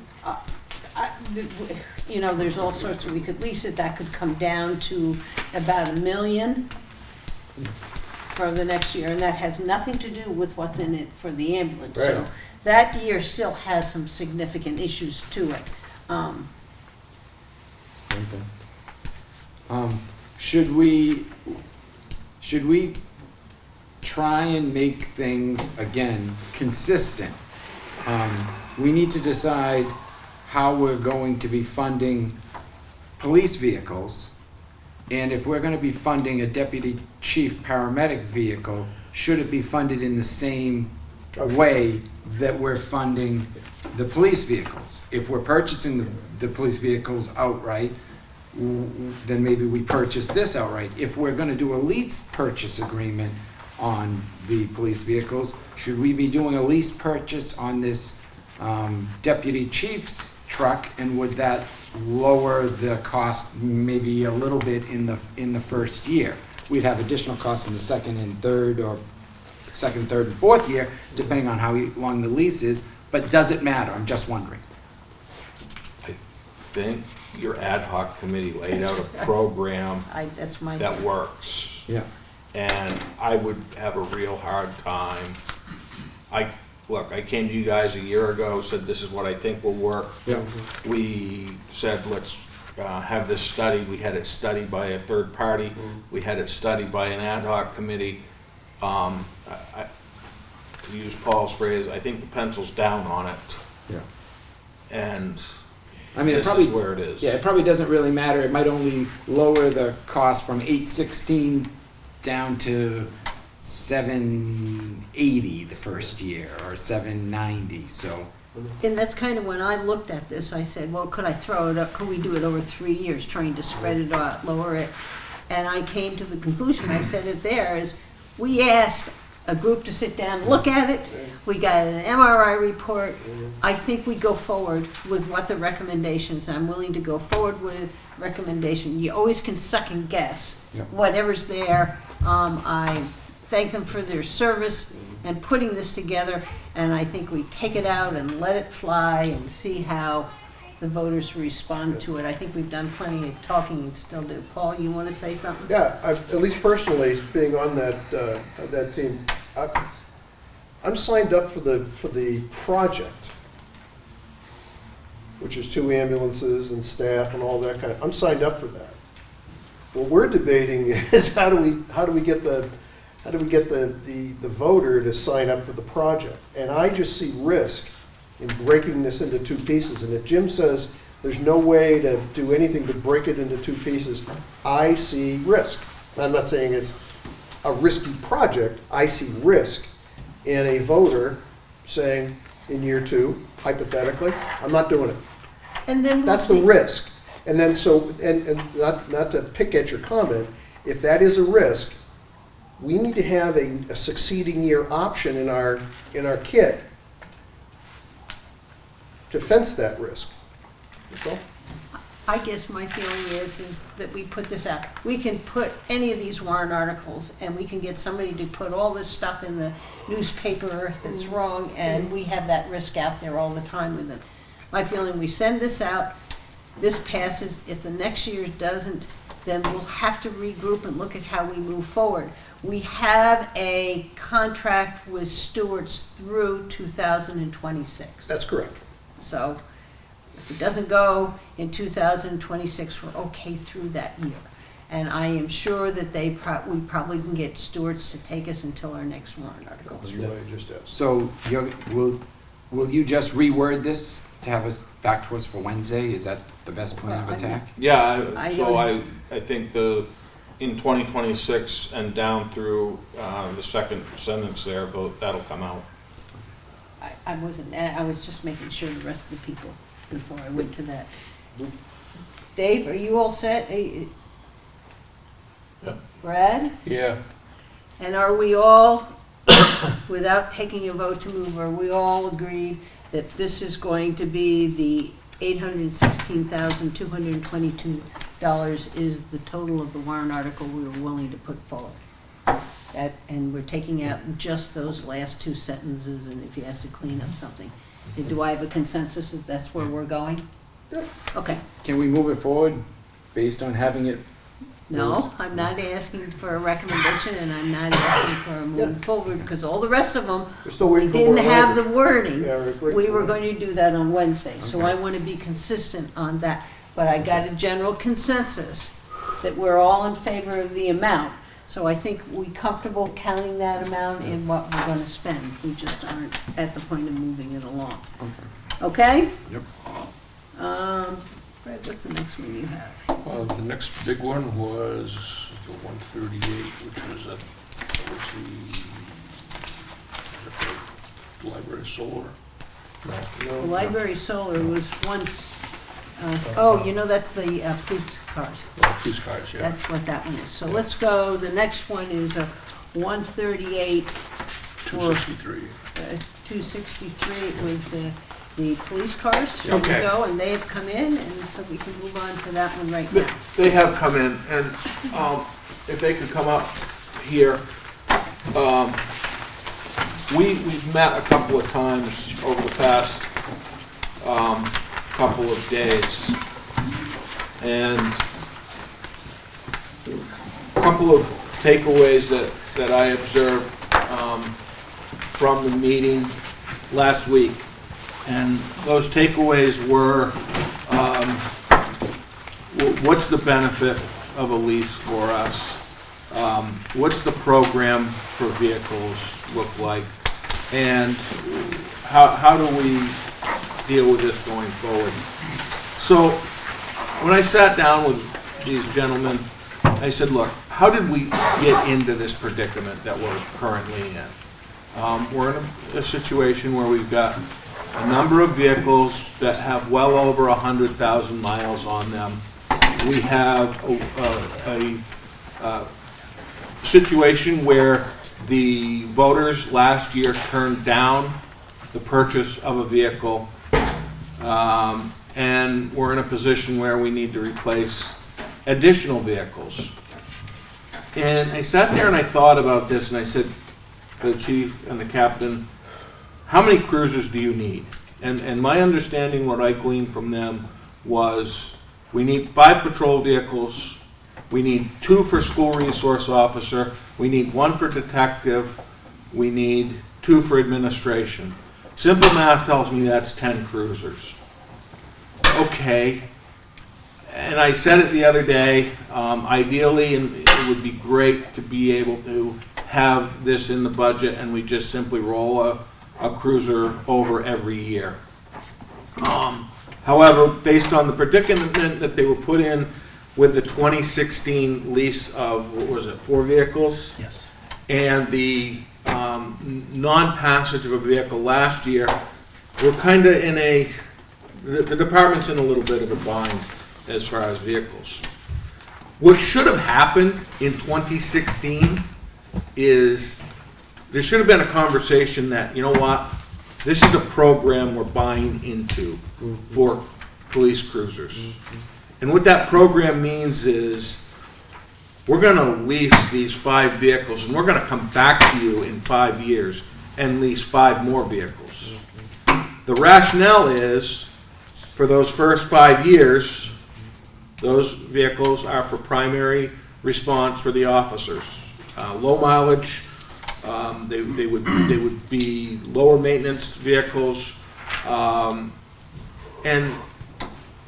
come back in 5 years, rotate those vehicles that are 5 years old out to administration, detective, and the 2 SROs, and secure 5 new vehicles for the purpose of patrol. And continue that cycle just like the highway department has done, the fire department has done, the electric department has done, and ideally it'd be great to put that money away into a capital reserve fund and pay for it out of that. There is some benefit, at least in my opinion, for officer safety if you've got 5 vehicles that are all the same. So our conversation kind of went that way, and I said, look, I think what you guys need to look at going forward is one of 2 options. Either one, you come in and you ask for the 2 vehicles. The vehicle that you got shot down last year by the voters and the vehicle that you need for this coming year. Or number 2, we look at this from the perspective of let's lease 5 vehicles and set up a rotation over the next coming years so that, okay, we're going to buy 5 vehicles now, we're going to lease them over 5 years, we know what that cost is going to be, and then in 5 years we come back and lease another 5 vehicles, rotate those vehicles that are 5 years old to administration, detective, and SROs, and now all of a sudden you're in a program that actually makes sense and will level out your costs going forward. The drawback to 2 vehicles this year is we buy 2 this year, they're probably going to be coming back and asking for 2 next year based on mileage, maintenance costs, etc. That's my quick overview of where we're at. I think either A, you go forward with 2 vehicles, or B, you lease 5. And the chief and captain will be able to speak beyond that. Can I ask a question? Sure. So Jim, sorry, on the buy 5, Yep. okay? What you'd say is buy 5, decision to be taken whether we lease or purchase. And between now and the next tranche of buy 5, lease purchase, are we accruing any money? That's a decision that's got to be made going forward. I don't think you do if you lease. If you're going to purchase them, then I think absolutely you do. Okay. But I can't see how we can sit here. They got me a number of $313,000 for 5 cruisers to buy that cash this year. We're not going to do that. Yeah, But he has secured a payment plan over 5 years of $74,000 per year, which is essentially what we're paying for a vehicle anyways. Now that does not include the upfitting, I'm assuming. That includes the upfitting. So they'll be able to speak to those parameters to you. so one follow-on if I could. So the purchase, if I understood the other day from you folks, the lease price, the lease rate, I think Sam gave it to us, was 6%. Quantity, we were going to take 3 into possession year 1. We weren't going to take 1 a year. It was 3 were going to show up at some point in time. So the idea of the prices are gonna inflate is irrelevant. It wasn't even relevant. So we're gonna take 3. Now the potential proposal is take 5 into possession year 1. Still same lease rate, 6%? Well, let's let them present. I'm just trying to confirm, then they can explain it. Yes. Well, you're asking for the, Okay, that's all I wanted to know. Lease Brian, rate 6%. quickly, and then I'd like No, to go have ahead, let them them. present. Okay, let's hear you before we come up with our 10,000 questions here. So- Trying to confirm the numbers. I think- leaving. Before he leaves, I'll say I think he did a great job setting us up because it's been a very difficult road because it's not the type of town that buys a cruiser once every few years. We're well beyond that. We're also paying for being extra frugal in past years where we weren't buying a car here or there. And you had mentioned that you wanted some sort of a plan. And my understanding, or the best I could figure out from speaking with several people, was we had one, but we didn't follow it. And that's what Jim was, I guess, referring to when we got ourselves behind the 8 ball. There's a few different options out there. Obviously, we've received a lot of mixed signals over the years, I'm told, of whether we want to buy cars or lease cars. Certainly, getting the vehicles online sooner rather than later is the preferred method, but it's the costlier method, in my view. Leasing a car over 5 years, or even making car payments, if that was something that the town would do, is going to cost you more money than going out and just going on the lot and going, I'd like the blue one. The preliminary numbers I'm seeing is around $9,000 a car. So you carry that note for 5 years at 5.99. It's going to cost us about $9,000 a unit more. That's a substantial amount of money. However, it gets the cars online. You are all made aware of the mileages of the cars. What I see right now is those 2016 cars have provided service to the town of Wolfeboro, and I would like to thank them very much for their service and move them down the line. In fact, they are wholesale now because of their mileage. We have another car 4, which is, I think it was the first hybrid, if my notes are correct. That's over 86,000 now. And at this time next year, it's going to be well over 100,000, and we're going to be right back into it again. The concern I have for the hybrid cars, if you've been paying attention to the auto news, some of us aren't into that sort of thing. They're having problems with them. Between 70 and 90,000 miles, the hybrids are having some engine problems. And Ford is diligently getting to work and trying to fix that, whatever that is. But it does happen. Those of you may recall the Ford LTDs back in the 80s with transmissions. They couldn't keep a transmission in them. So they all run into that with something new. Going back to what Jim was saying, we have options. We certainly have some options. Some are better than others. If I had my druthers, I think when we spoke about the 5 cars, and then in 5 years, 5 cars, and 5 years after that, 5 cars, and that puts that system we're talking about. You know what you're getting going in, and you're not paying for a new car every year, because I have no idea what cruisers are going to cost in 2 years. And we may be walking into something, again, we had a plan, but the plan didn't quite go according to the plan. This way you get the 5 cars, you know you have cars that need to come off now, at least 4 of them. And again, that 86,000 mile car, I would be apt to run for a while before I put that 5th car on the line. Not saying I didn't have it, but I wouldn't be running miles on it until I had to. Once it's financially a bad idea to keep running that car, it would come off the line. And that would be just fleet maintenance. But at that point, you have, you lease 5 cars in 2025 on a 5-year note. In 2030, you lease 5 cars. In 2020, that's gonna get rid of everything you have in front of you as a list. In 2035, you lease 5 cars, and the ones that we leased this coming year would go away. You keep that 10-car cycle, but they're only at 5 at a time. The only issue I have with that is that's a 10-year cycle.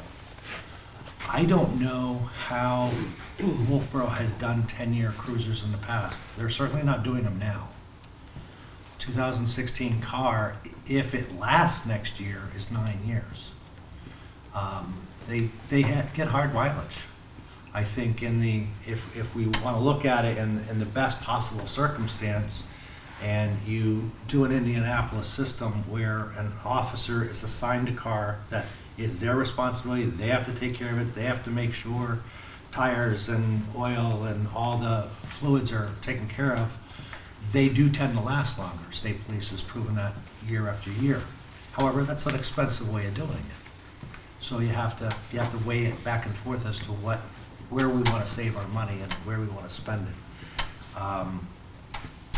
Being the climate we are, there isn't one car in the 2016 group that isn't rusting.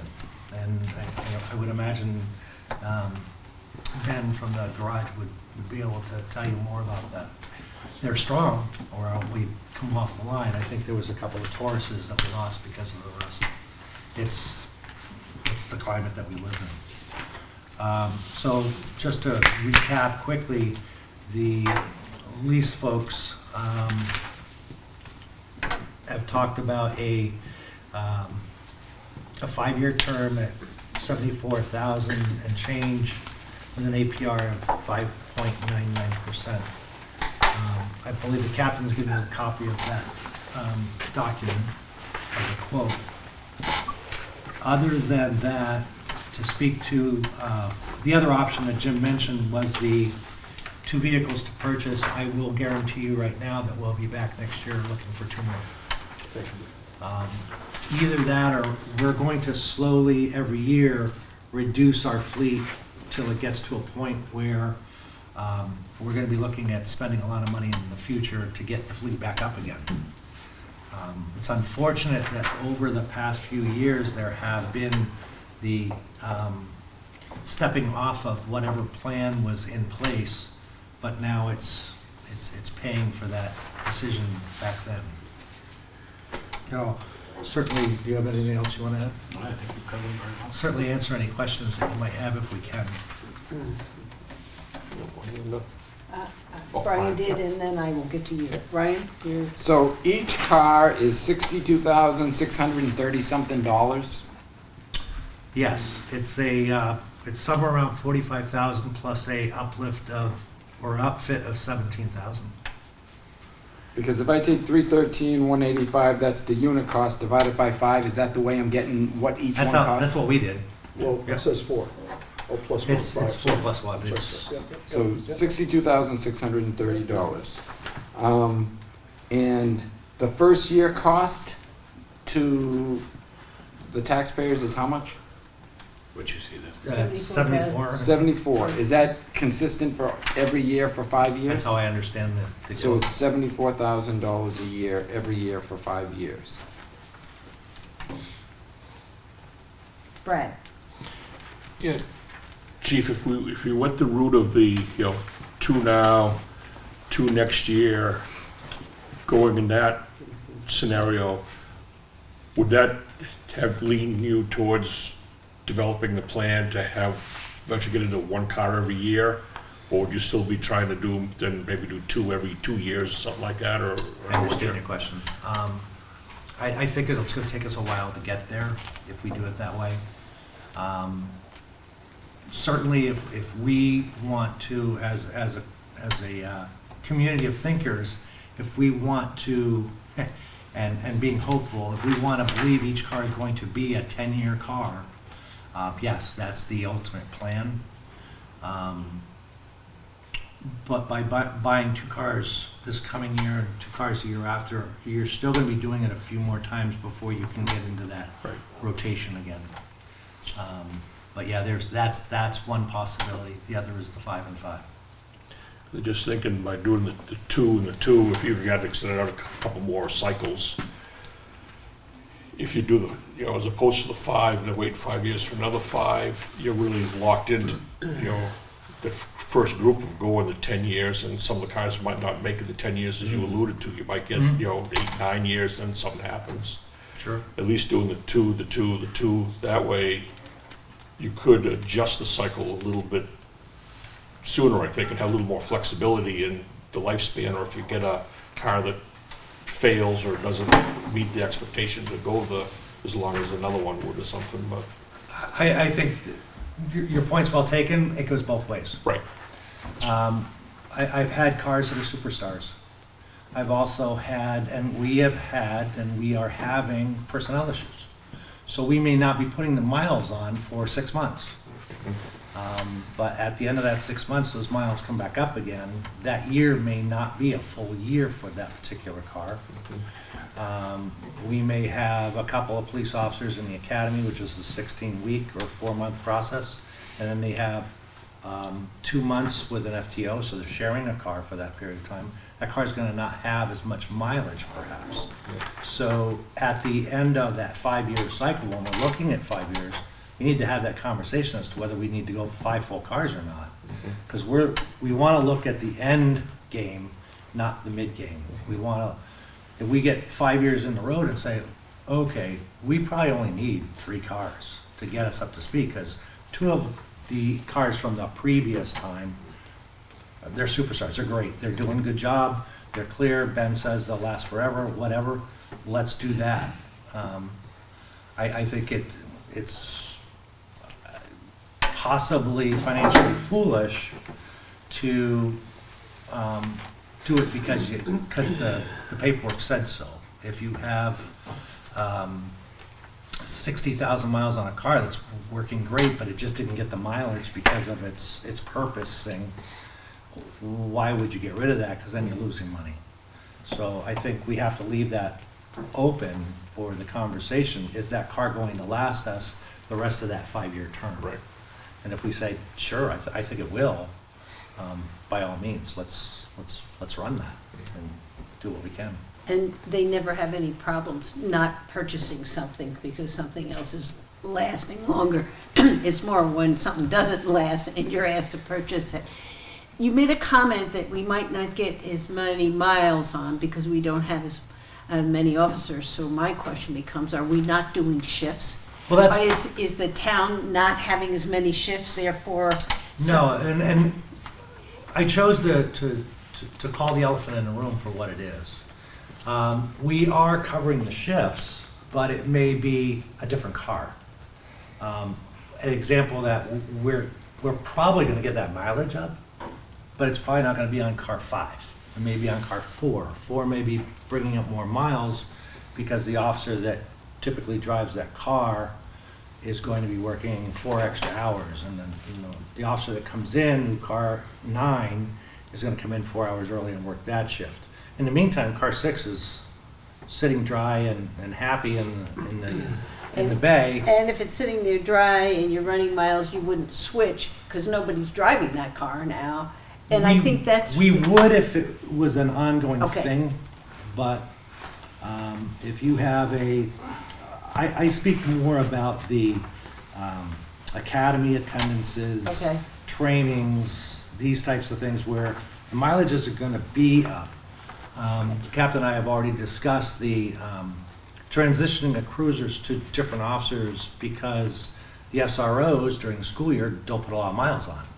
But we need to have that car available to them at the school for those types of situations. Well, they won't have the same car for the whole school year because they might have 200, 300 miles by the time summer hits when they actually hit the street as patrol. The time that it's at the school, it's going to be swapped out so that our higher mileage cars should always be either at the school or operated by us or that type of thing. When he says cars, like 6 sitting down, it might just be out of the schedule for 3 shifts during that week. Okay. Not And that's sit where there- they- sit there for 3 months. Yeah, Okay. yeah, correct. Okay, that's what I Yeah. think I need. It might be just 3 shifts of that week. Okay. So I like this, and I like some other things that I thought about since our last meeting. We ran into this problem because we leased 4 cars at once. So then now we're leasing 5 cars at once. And I understand that you have a succession plan for that, so it's supposed to be a better way to go now because we're putting a plan in place, but every good plan fails. I was looking at a potential way to, and I like that your plan takes it down in this year, the first time expense for the taxpayer, but it does keep it fairly high going forward. What I looked at was outright purchasing 2 for this year. And then starting a police vehicle capital reserve account and putting the value of another one at $64,000 into that for a purchase for another vehicle in 2026, and then continuing that capital reserve fund for the amount of a vehicle going forward. So you would always have a cushion of 1 vehicle amount in your fund, and you'd be buying a vehicle every year. Then if you get to a point where you have a staffing issue or you find that your cars have caught up and you're in good shape, you could just not ask for the capital reserve fund in a warrant article for 1 year. And if the price of a vehicle goes up and you get to 70, then that year you ask for a capital reserve fund for $70,000 from the, and it ends up working like with the fire department and when we replace fire apparatus. So it's the same thing. And it gets rid of all your interest out of the way. It takes your $209,000 down to about $180 the first year, $188 the first year. So it's not significantly less, but it's somewhat less.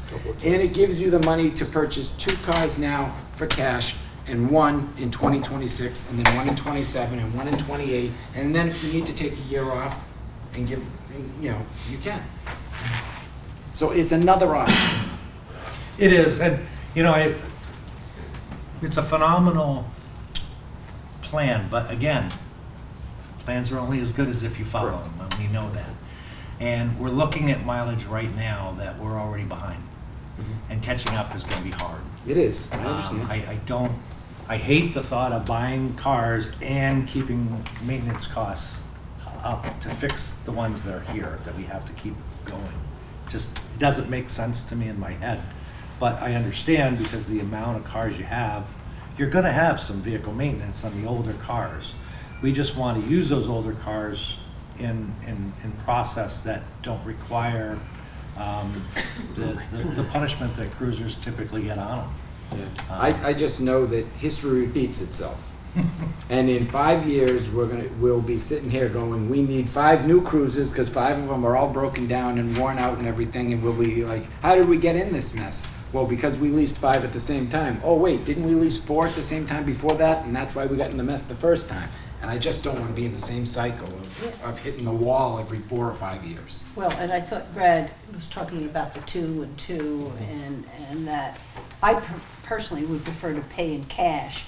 And I would have a hard time buying 2 cars with what we have on this time and then putting 1 in the capital reserve account. And then we'll have to do a very hard job at selling 2 in cash this year. You say you'd have a hard time? I think we'll have a hard time. We are going to, in other words, we're going to have to do a lot of selling to make the taxpayer realize that this is very badly needed after the vote last year. That's what concerns me when I'm looking at it, and we'll have it within the budget committee. Can I go to a lease? I can, but then I have the problem with what happens to our operating budget, and I feel like we're getting squeezed. We have no ability to move, so I would prefer to put 2 out in cash, expect another 2 next year, and we'll go in 2 until we get caught up. That I would be very comfortable with. Paul, and then Dave. I think Dave was here before me. Well, I think, from what I can read in this, no matter which way we go, we're not gonna have any new cruisers till the end of next year. Is that, It says here, first payment due December 2025.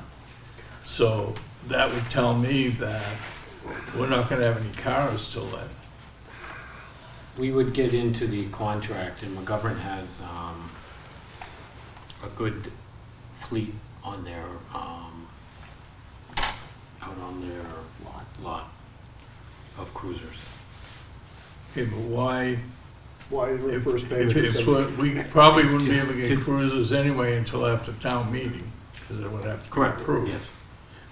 So then you're saying that with the inventory they have, we could probably have a cruiser within a couple of months outfitted? The outfit is the trouble part. The cruiser might not be. The outfit, it all depends how quickly it comes in. But this says the first payment is due December of 2025. Yeah, they did change that from my last one. I just got this as we walked over here.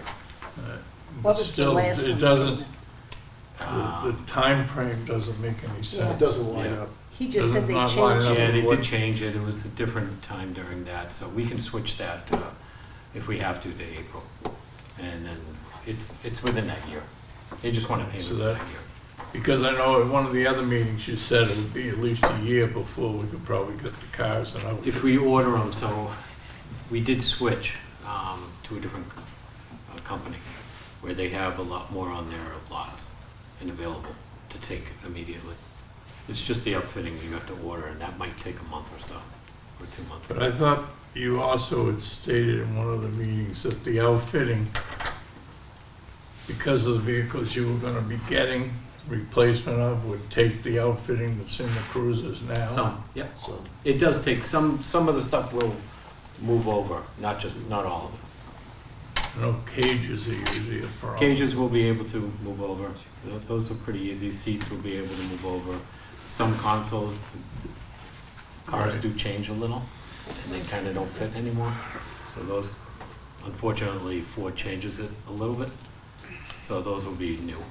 Light bars eventually, over time, exceed their lifespan. Okay. I think Paul, you wanted to say something? Brad, did you? Yeah, I have just weigh in a little bit here. I'm still kind of with you, Lynn. I'm leaning toward I like the 2. I think it might fit our replacement needs a little bit better in the future. And I would, one of the other points that I am concerned about would be just the fact that you're presenting to purchase 5 cruises at one time. I think could be a very hard sell. Even though I think these numbers look good. The 74,000 a year for 5 years. They've done a great job of getting it so it's manageable and stuff. But I think just the fact that you present out to the public there, we want to purchase 5 cruisers at once, I think would raise some eyebrows, and I think it'd be a harder sell than the 2. And I'd prefer going with cash too, and save that 6% and eventually get it worked out so that we can get a capital reserve thing going and have the money sitting there every year when we need one. I think the bottom line, when you talk about cash versus lease, if you want to lease, 5 cars is a smarter thing to do. Correct. Absolutely. If you don't want to lease, yeah, I would agree. We just don't have that kind of money to just like, okay, we'll buy 5 of them. Right. And that's the big conversation, because it depends on who you speak to, which board you're in front of, which money management background people have. It's like, well, you got to lease. You got to lease. It's almost as much of a argument over Ford versus Chevy in the other world. Yep. So you got to buy a Chevy. Why? The cost per unit is cheaper to buy. So if you have that liquid, yeah, by all means. We're not in a position where we're all sharing the same car. So we're certainly not there. I don't feel us getting there. But I do see it getting expensive. It will not get dangerous because I'll pull the cars first, and we will share cars. before I endanger any of the officers or the people that they're sworn to protect. And that's what you pay me to do. But the lease versus purchasing thing is, you know, that's way above my pay grade. It's up to you all and the voters. I think that'll get us there. It'll take us a few years, but it'll get us there, and it'll probably be the most cost-effective way to do it as far as the tax rate and paying for that. Paul, I think you're next. Yeah, thanks. Thanks for doing this. There's always two questions on the table. We just had it in the prior discussion. What do we need to effectively provide a service? That's question number one. We depend on you to do that. And then the second question is the financial question. How do we pay for it? And we spend too much, we need to spend more time clearly laying out the options in the context, in my view, what is best for the town. And we can do that. I'm not a big believer in 6% money. Don't believe it. I agree that what we got to avoid doing is running up the run rate of our town, because we lose wiggle room. The more we drive our costs up, we lose wiggle room, which gives us no wiggle room. So and if you can live with two, and I think I like the Brian idea of two, set some money aside and then start funding the next one. I like that idea, which means you get two now, one next year, maybe two next year. At least you have half of them paid for, but you have to put that in this year's appropriation. I'm okay with recommending that to the voters, as long as the police department says, I can live with two. And as long as we look each other in the eye financially and say, that is the right financial way to treat this as a town. That's kind of, those are the two parts of, and I'm not being disrespectful, but we mishmash those two conversations and we get confused. At least I do. I get confused easy, and I don't mean to be cynical or crazy, but I lock down on what you need, figure out what you need, how much you want to pay for it. Yeah, I'm not a big believer in leases, just as a general proposition, because you're stuck with them. And to jump off of what you just said, Paul, it's, you said just more than you might have thought you did in that. Uh-oh. It's two this year, and it's either two next year, one next year, we're not sure, maybe it's two. That's the problem. Therein lies the issue with the plan. If you're gonna do a plan, you gotta do a plan that I can forecast, I can build with. I could say, okay, Captain, the Selectmen are supporting two for next year. This is how we're going to move the fleet so we can get there with the least amount of capital going out and with safety in mind. How are we gonna do that? Because as you know, we have some high mile cars. What are those other cars gonna do? We're going to move those into a different place, knowing that those are gonna be replaced next year. But we have to be 2 years ahead of us all the time.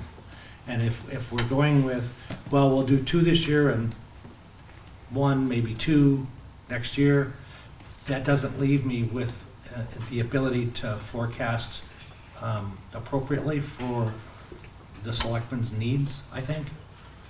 Does that make sense? But, Brian has Go ahead, that. Brian. So, a default budget last year, and they turned down one car. It's gonna be a tough sell asking them for two cars. You ask them for two cars 2 years in a row, you maybe run out of town with pitchforks and torches. Lovely. That's why I'm thinking, and I'm agreeing with Brad, two for this year, and Paul and Linda, two for this year. But I think that what we need to do is get it so that it is a purchase of one a year, every single year going forward after that. And it's gonna be a hard bite to swallow in the first place, for next year and the following year. But I think if we ask them for two this year, and we say, we're asking you for two, and we're putting money aside to go forward from now on forevermore, we won't ask you for two again, unless one gets totaled or something. You know, we're not gonna come to you, two for next year, and then in 3 years ask you for two and two again. So we're gonna ask you once for two, and then we're gonna get one every year, and we're gonna put the money aside in advance as a savings account. And I think people appreciate that. They appreciated when we bought our ladder truck. That when, I mean, how much was that a year? $125,000 a year, every year for that ladder truck. And they Which approved. is what we were putting in our capital Yeah. reserve. They had it in, out. They weren't gonna be asked to put it in the capital reserve. It was going in the operating budget. I'm with Brad. I think you have to do 2 a year, and we have to sell it and go on. You know, and I'd like to say to you, I'm sure that'll happen. But this board can change.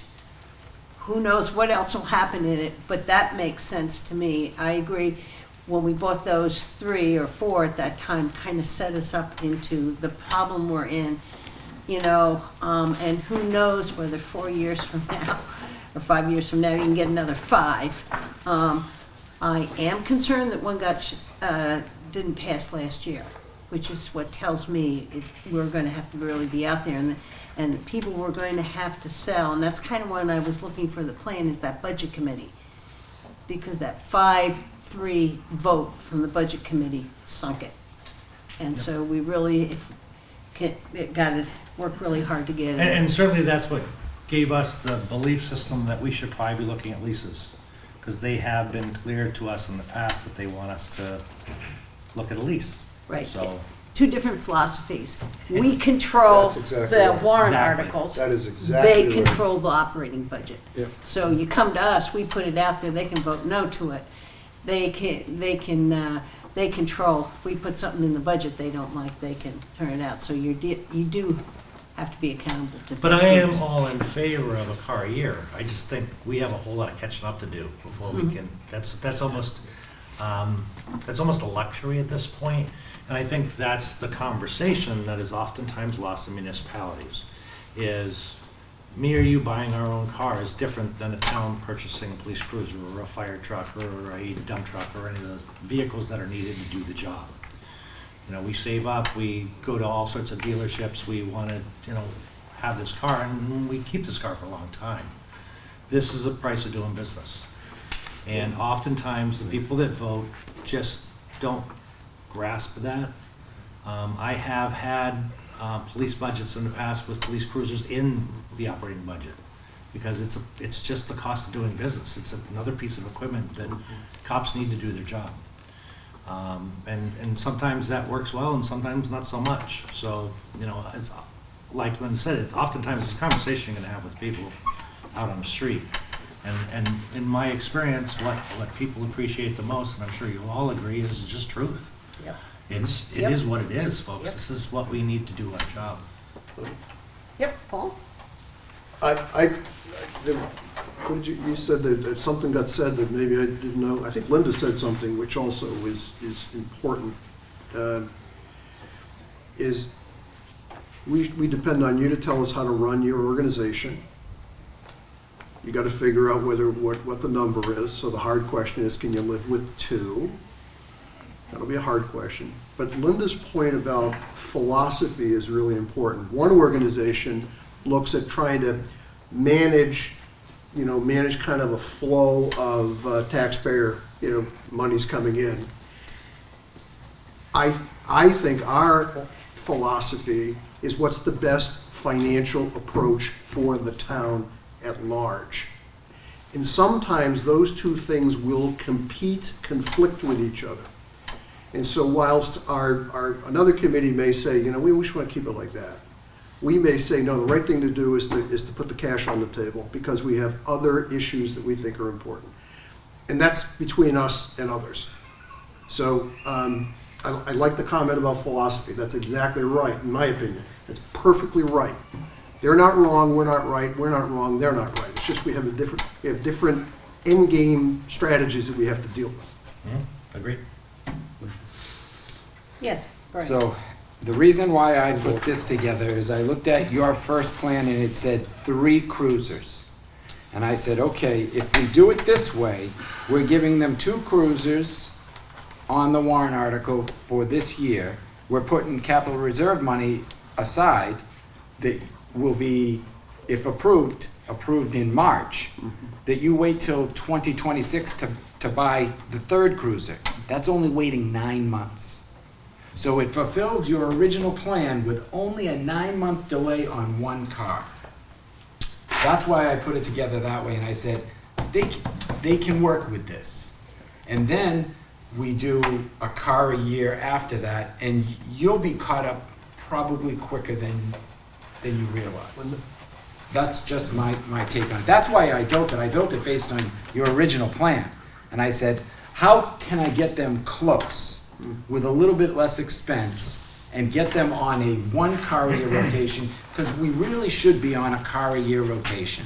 We shouldn't have 5 aged cars at the same time. Because like you said, if Ford hits, if 4 of your cars, knock on wood, doesn't happen, but if 4 of your leased cars blow the motor in the same 3-month period, because they get 80 to 90,000 miles on it, then we're in deep doo-doo. So that's why I'm trying to work something to get to a 1 car a year situation. Paul? So if I understand your math, year 1 is price times 3, roughly speaking. Whatever y'all can do with revolving fund monies or whatever, but it's price times 3 is what's going out for an ask. Okay, 2 cruisers now, a capital reserve of whatever, 50, 67, whatever you think is right. Yeah. So it's P times 3, year 1, and then year 2, it would be P times 1, plus whatever the inflation rate is of a cruiser getting outfitted. Yeah, they price out a car every year, and if it's up 3%, and the other thing you'll be doing is Well, is that right? Did I get that right? Yeah. And they'll be building a relationship with whatever dealership they go to, that they know every year they're coming back to us for another car, another car, another car, another car. And there's something to be said about having a relationship with a dealership like that. Okay, what we're looking at, we do have an issue with the amount of money we're asking the taxpayer for this year, which is why I wouldn't go with your capital reserve account. I like the plan, but I think when we look in today's dollar, with what we have on our plate, is anybody else have anything more to say? I guess I'm going to find out. I have one more. 2 and 2. It's going on to 4, Brian. 2 and 2 is the same as 3 and 1. You're either asking for $62,000 more this year, or you're asking for $62,000 more next year. We hear your plan, Brian, okay? I'm gonna see if I can get some consensus here. All right, is there anybody who wants to recommend any warrant article for the replacement of the police vehicles and the number? Anybody willing to step out? Just to give you the numbers, cash, 2 police vehicles, if I'm understanding this correctly, is $125,274. For 3 vehicles, it's $187,911. I had 188, sorry. So About I have $9. one question, and I looked at the audit. It doesn't look like there's anything much in the detail revolving fund. Am I correct on that? Because sometimes we apply the surplus of that. I thought there was about 17,000. I'm not sure. 20, I think, last time I looked at Well, it. It could be more we from- keep a certain amount in it, We haven't used it. but I think we need to find that out. I think there, last time I saw Casey, it was like 17,000, but there's probably But does that more leave, details since then.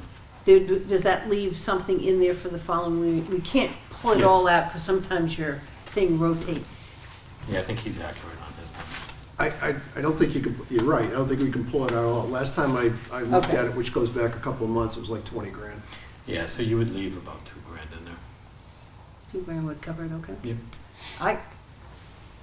I think this is, if we're gonna pay in cash, we should apply. Oh, that. you'd take it out to fund the cars. Correct, Leave you a little take bit. it out, we've done it in other ones, use X amount of them out of the, huh? It offsets it. Yeah, and it brings it down, it shows that we've got something else to, use there. There's no grant or money for cruises, no. Unfortunately not, that I'm aware of. I'll make a motion to recommend that we replace 2 cruisers in cash and use around 18,000 from the detail, Police revolving fund detail. detail revolving fund. Second. All right, so I made the motion, and there was a second by Brad. Any further discussion? Just a question for the operating folks. You're okay with this? Okay. Just want to make sure that you don't get a, oh, I can't live with that. You're okay with this? Okay, thank you. Any other discussion? Hearing none, all those in favor? Aye. Opposed? Okay, I'm not gonna move it to the warrant. Nope, we Because will we update want, the we want language. the wording for the Yep. 18th, and then we Correct. can. Brian, I want to make a motion that we have a second warrant article for police cruisers that appropriates the cost of one cruiser for $63,000 or whatever it may be. Second. okay. I've got a motion to do a capital reserve for police cruisers at $63,000. Any further discussion? Hearing none, all those in favor? Aye. Dave, were you yes? Yes. Okay, so it's 3, correct? No. Okay, it's 3-2. Yeah. And I want to look at and what we have out here for cash. We're getting it asked a lot. If we get to a point and we take a look at it, like somebody who wants to come back and look at it, Yeah. I will. But Sure. I'm very, very concerned Sure. about the Sure. cash that we're putting out here. All right. Does that give you enough direction? I just want to take a minute and thank the board for their patience in my first budget Fine. in Wolfeboro. I appreciate your help. Delightful. And we apologize. No, just you. You apologize. You can You're the only one. Yeah. Thanks, guys. Okay. So after that, are we to the parking lot, the 160? Parking lot, I did, when I spoke to you earlier, wanted to see if the board wanted to Yes. revisit, we talk about the public works vehicle, plan on the 380, and look at some of the options that Steve had there too. So we have the library parking lot, it's 160. There's people, any discussion?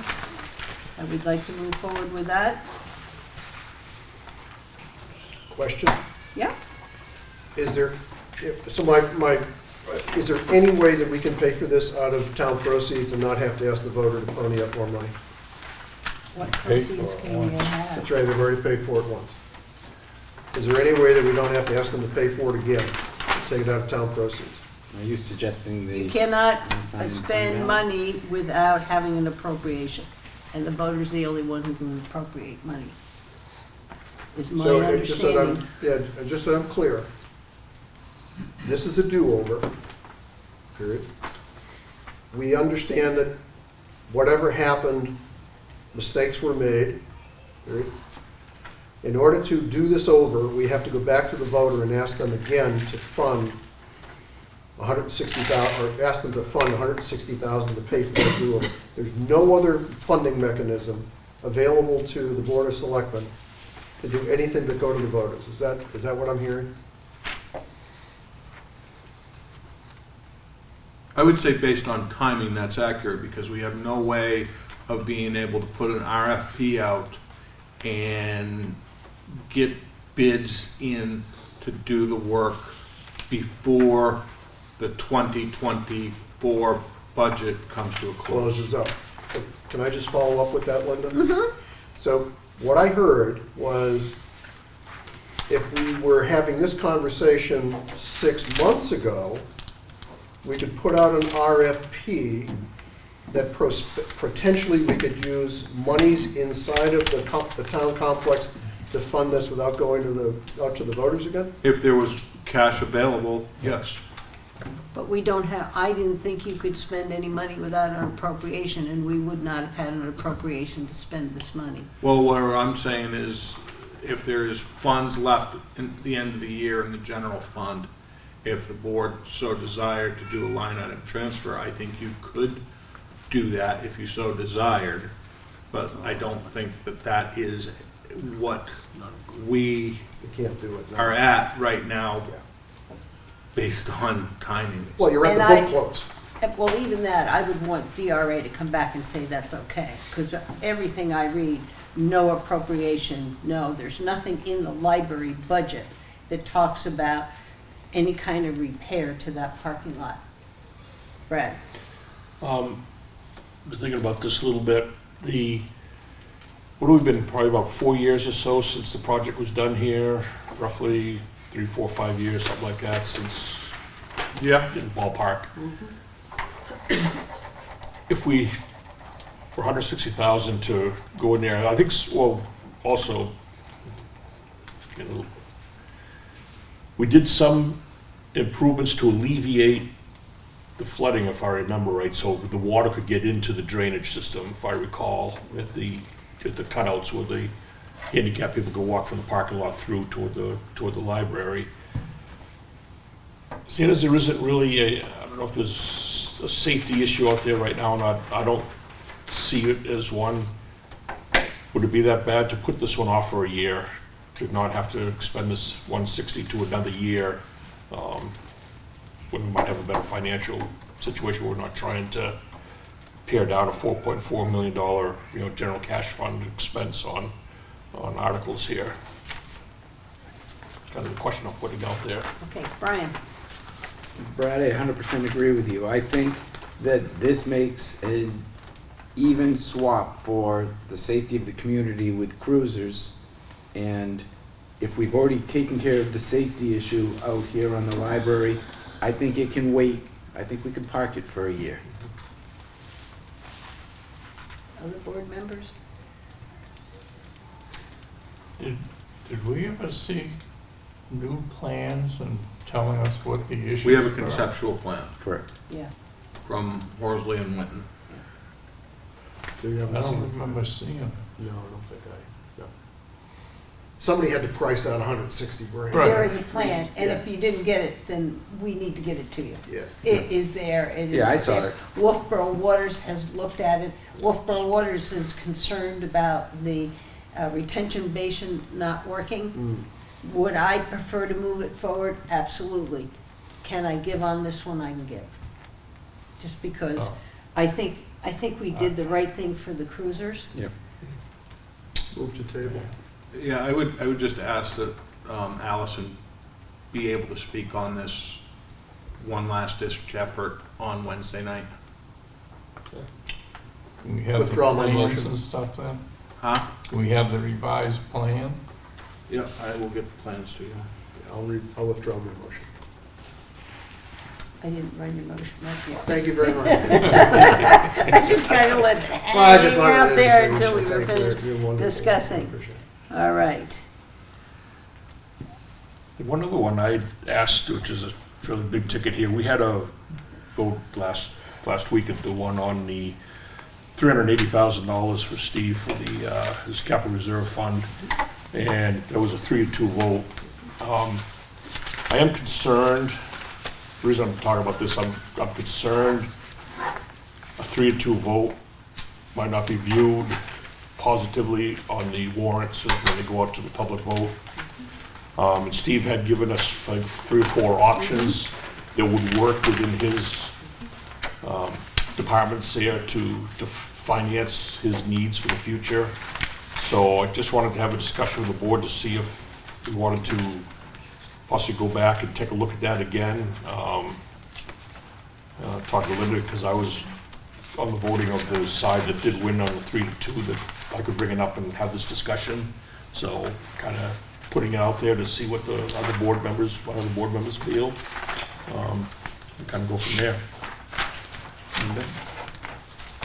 Yes. So Brad, are you thinking that you would rather have the $1 or the $200,000 plan? Do you have a I'm not thought? sure, or, I think there's a couple of options here we're looking at. We could either say, no, we're gonna leave it the way it is, it was voted on last week. We could see if there would be a vote change to support with a different vote on the 380, or we could vote to revisit it to look at these other options. That's, I kind of see in 3 options here we can talk about. I would like to, after we decide what we want to do with the Libby Museum, which I think could be the next big ticket item, it is here as just using our capital reserve account. And I have nothing that allows me to have any kind of thought on whether that's even in the ballpark of what we might need. And I said to Brad, if I kind of knew that and I knew what it looks like where we were in cash, I can be very flexible on what this is. So I'm comfortable if we want to revisit it at another time, no problem. The public works vehicle. Yep, he gave us 4 options. And Paul wanted to take a closer look at them. I did, I met with Steve. Public Works Vehicle Replacement Capital Reserve. Never seen you giving us these sheets here. Do you want to just take a look at mine for a second?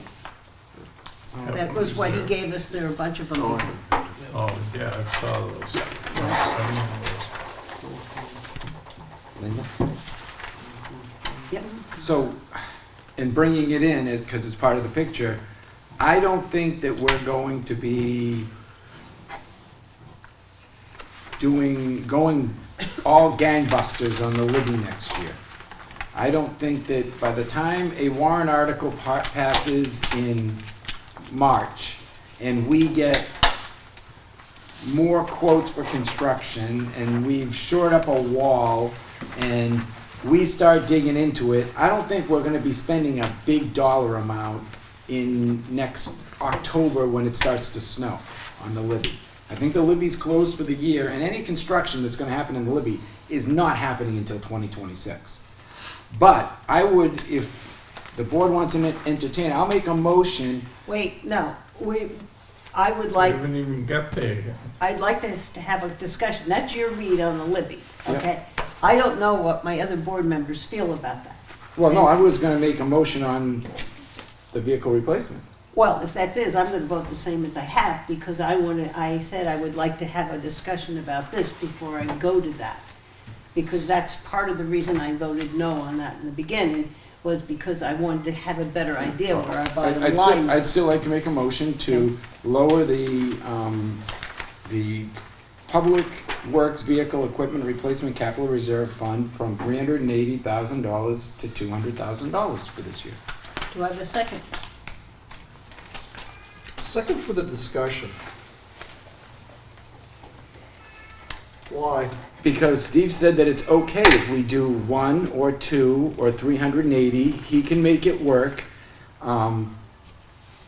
It puts 180,000 back in if we wanted to revisit the Libby, the library. It also makes it so that we have extra funds if we think we can actually get something done on the Libby in 2025. I don't think, like I said, that we're gonna get there. But it does free up a little bit of funds, and again, we just paid we're putting $125,000 into cruisers. So I think if it doesn't hurt Steve, I think it's a good thing to do. Paul? Yeah, I just want to make sure procedurally that you're okay with the motion. I assume this was a motion to reconsider what we voted on the other day. but I'm that's- assuming that's what it is. Okay, so I still second for the discussion. Okay. Brad? Yeah, the main reason I brought this up too, like I said, because I was concerned about a 3-2 vote moving forward. And I would lean towards, I'm speaking for myself right now, I would lean towards taking one of these other figures here. I don't know if Steve wants to come up and weigh in any more on this with us or not, as to which one of the options would be better for him. And I did have a procedural question too, perhaps Jim can answer. By doing this motion and second we have on the table now, Jim, will this override the one that we did last week? Or do we have to have another motion to do away with that one? I don't know if that's the right wording or not. I think you need to have a motion to revisit and have your discussions, and then from that point, I think you have set yourselves up for being able to re-vote. My issue is that I have no idea where the rest of you feel on the Living Museum, and I'm not gonna vote in favor of it until I have an idea of where that bottom line is. We That's have all no I, information yet. I not want to voting find on it out, yet. okay, you guys are comfortable with just the capital reserve fund, that's it. That's it. Are you Me. that way too, Brett? Right now, yes. Paul? Yeah, Go ahead, Dave. no, I was just saying, are we still waiting for some information from one of the engineers on some costs of the Libby? We are, I'm asking I'm you not- whether you're if at any time we're gonna think about changing that amount at all, or we're just gonna leave what's in capital reserve, because that will affect which one of these I would choose. That's all I'm trying to say, and if we're saying, nope, that's it, we don't have the information, Brian doesn't think we need it, then we're going on, then I will take that as that's where we're headed. I question whether we may have to use more money. I have no idea. I don't know what we need to do to shore it up and move out the collection. Oh, Paul? Yeah, we could come with some pretty good money just to do that. And we won't know until after the vote. so, so I did the first thing last week. Last time we looked at this, it was, what, 125, 130,000 to get the collection out of there, just move it out. And I have no idea what it's gonna cost to shore up the building. Those two things have to happen. And based upon what came in this morning, I'm reading between the lines that it's shore up the building before you take the collection out. But there's no numbers there. Right? I have no idea what it's gonna cost to shore up the building and get the collection out. I have no idea. But it strikes me that it's gonna be probably more than $350,000 to do both. If that is true, and we don't fund this warrant article, then the Libby sits there with a shored-up building potentially. Again, we'll do the odds. A shored-up building and no collection removed, a shored-up building and the collection removed, or a non-shored-up building and the collection doesn't get moved.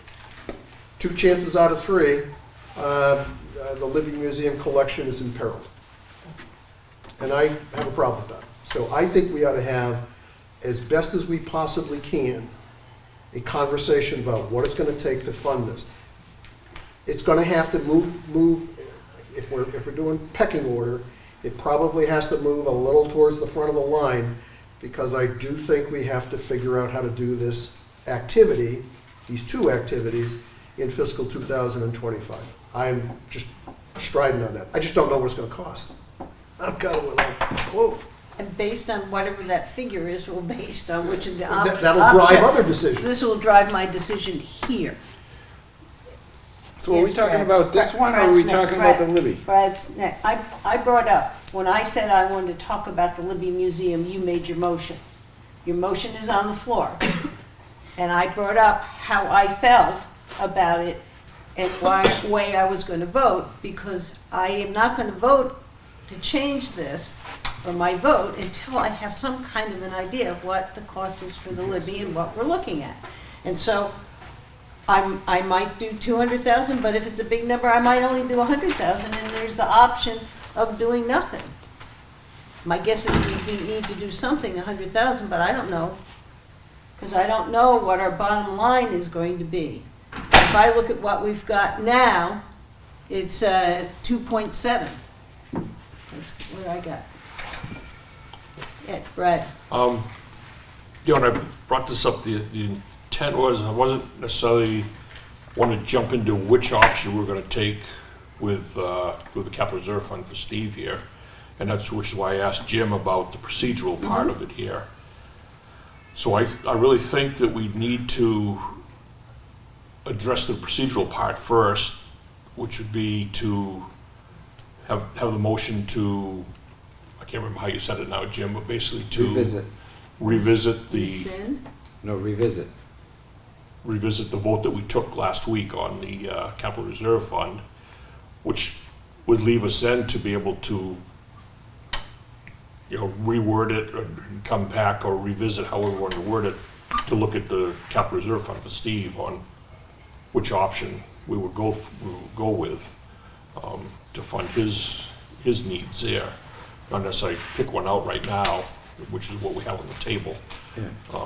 So I don't know how we get around that right now, because we have a specific motion on the table which doesn't really address revisiting the motion we had last week, so. So we have to wait for Paul to come back, and then I can withdraw my motion. He'll withdraw his second. I'll make another motion to revisit the Public Works Vehicle Equipment Replacement Capital Reserve Fund. Then I can make a motion to vote on it for a $200,000. But I think were you planning on voting on a plan today? Not necessarily. I think we wanted to get it back into the revisit, because I thought we had on Wednesday, we were gonna go through a lot of these, the wordings were gonna be redone on some of these and stuff, but we'd have if we need to have a discussion with Steve here to get more information on which would work better for him, that'd be good information for us to have too, before Wednesday's meeting. I would have no problem voting to revisit this and have a discussion and a vote on Wednesday and follow through with some kind of further discussion on the Libby, so I get a consensus of where we're going. And based on where we think we are with that, it would dictate on which one of the options I would be willing to vote for. That's where I'm. I think also what I read on Steve's email he'd sent out, from what you heard from Turner, was that they expected around the end of December to have the report out to us. So we're not gonna see that for a couple of weeks anyway.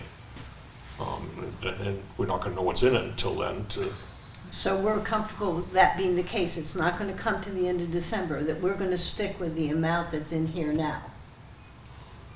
As far as the levy, Libby, we're done. We're Well, not I'd going rather- to add any more to it. but we don't know that. Yeah. Clarifying Okay, question. yep. but Will the report contain an estimate of what it's gonna cost to shore up the building? No. No. So then waiting until the end of December is an academic it exercise. doesn't help. Doesn't do anything. So we don't have a number.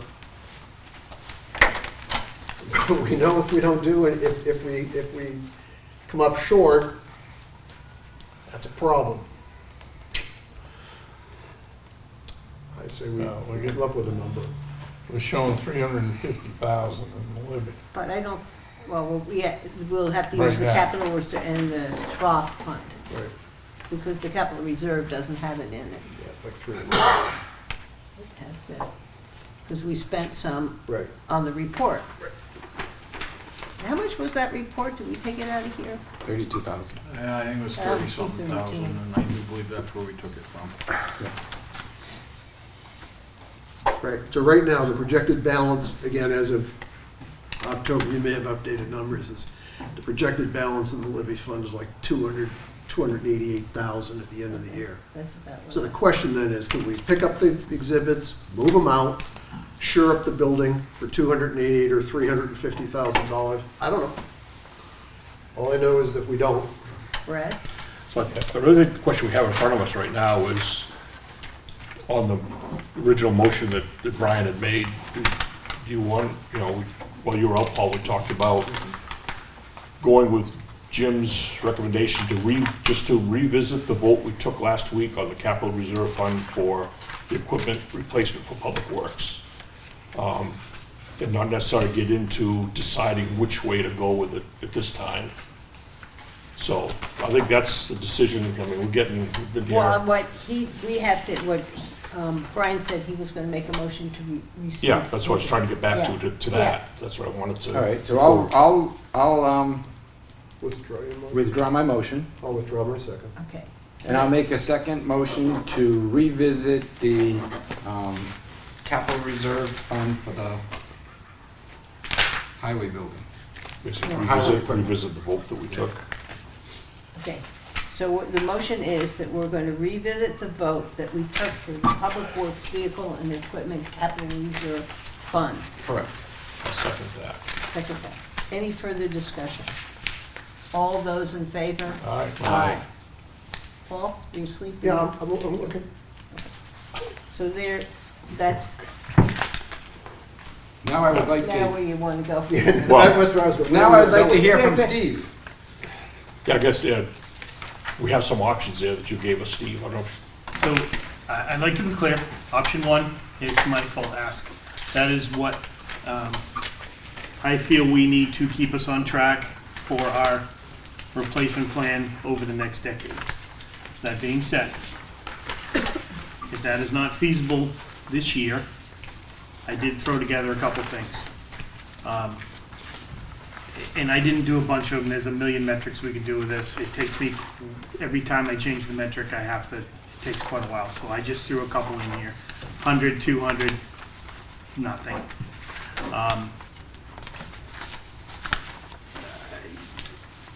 Anything short of the 200, basically, all I'm gonna do is punt a year. So if it's $100,000, for example, I'm not, I could buy something, but I'm probably not gonna buy anything next year. And I'll take that 100,000 and spread it out over the next couple years to drop down the ask. So basically just kind of fund it in the future. Everything costs so much money. 200,000 with our balance, I could purchase a truck. And then that just pushes everything a couple of years. So, in my mind, option one would probably be $100,000. Option two, probably nothing. And then option three would be some other number that you want to put at it. Just for, with the sheer amount of equipment that I have and the dollar amount that each of them costs, the small amounts don't do a whole lot other than buy down the ask for the following year. Can't really do a whole lot with it. And if I try to make something work, it really just messes up the whole next 10-year plan.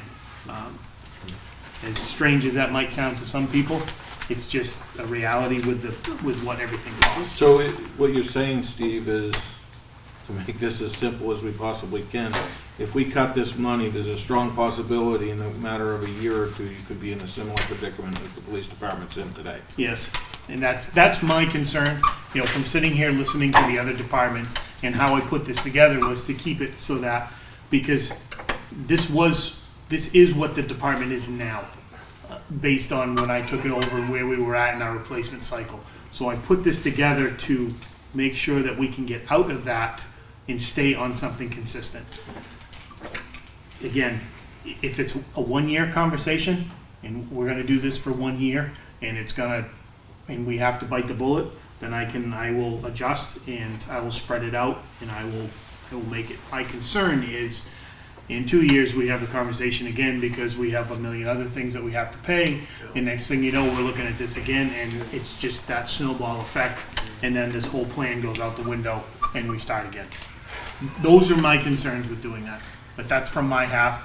You guys have your half, and I totally respect that, but, you know, if there was ever gonna be a year that we've gotta tweak something, this is the year. So I'd like to make my motion again, and I'd like to make a motion to have the Public Works Vehicle Equipment Replacement Capital Reserve funding be for the sum of $200,000, because Steve is being gracious enough to cut his ask in almost 50%. Do I have a second? I'll second that for discussion. Okay. Discussion? Yeah. Thank you for your graciousness. And the reason I didn't second it, Brian, and I seconded the first one, is I thought we were doing a reconsideration back then, so I'm glad it's a technical issue. Here's my concern. My concern is you could be potentially correct, and that is we might be drop kicking a can, and we might be dealing with a you-know-what in a couple of years. I would depend upon you to tell us over the next couple of years what you think you need, and then somebody else financially to tell us how we should approach getting that funded. That work hasn't been done. Isn't that right? I don't follow you. There's two parts to every equation. What do I need to run my organization? How do we get that funded? Those are the two questions you always ask. Just had that conversation with the police department. We just had the conversation with the ambulance service. And I think you just teed up that you should have that conversation, you're gonna have that conversation with us next year potentially. So that means you have to lay out kind of a couple of years of your ask, and then we have to figure out how to fund it. Well, I've done that for 10 years, so I've got 10 years in front of you of what the asks So are. what you're saying is, instead of 380, you'd be comfortable, I didn't know if he said he was comfortable. Did you hear comfortable? I heard that he said he could still, He'd be conciliatory, he said he could still buy a truck with, this year with 200,000. but he was saying, is he setting himself up for an Yes, what's that SH word? correct. For So a this couple could years out. potentially set us up for a long-term problem. So again, and I go back to saying, again, we're a cog in the wheel just like everybody else is. If this had to happen on a year, this would be the year. What would be catastrophic for us, and I will use that word because I think that's a legit word in this, would be this a year on, from a year to year conversation. Well, you asked for 380 last year, you took 200. You're asking for 390 this year, well, we can do 300. That's the snowball effect that is my concern in this conversation. That's me being 100% transparent and honest on that. And I, even though I voted, as worded on the first 380 against, you and I, Linda and I voted against, what I just heard there, I'm inclined to say I'm for. That's fine. I'm for the 380, but now you got a motion on the table that our colleague over there put up for a deuce. And so, Linda, Brad's next.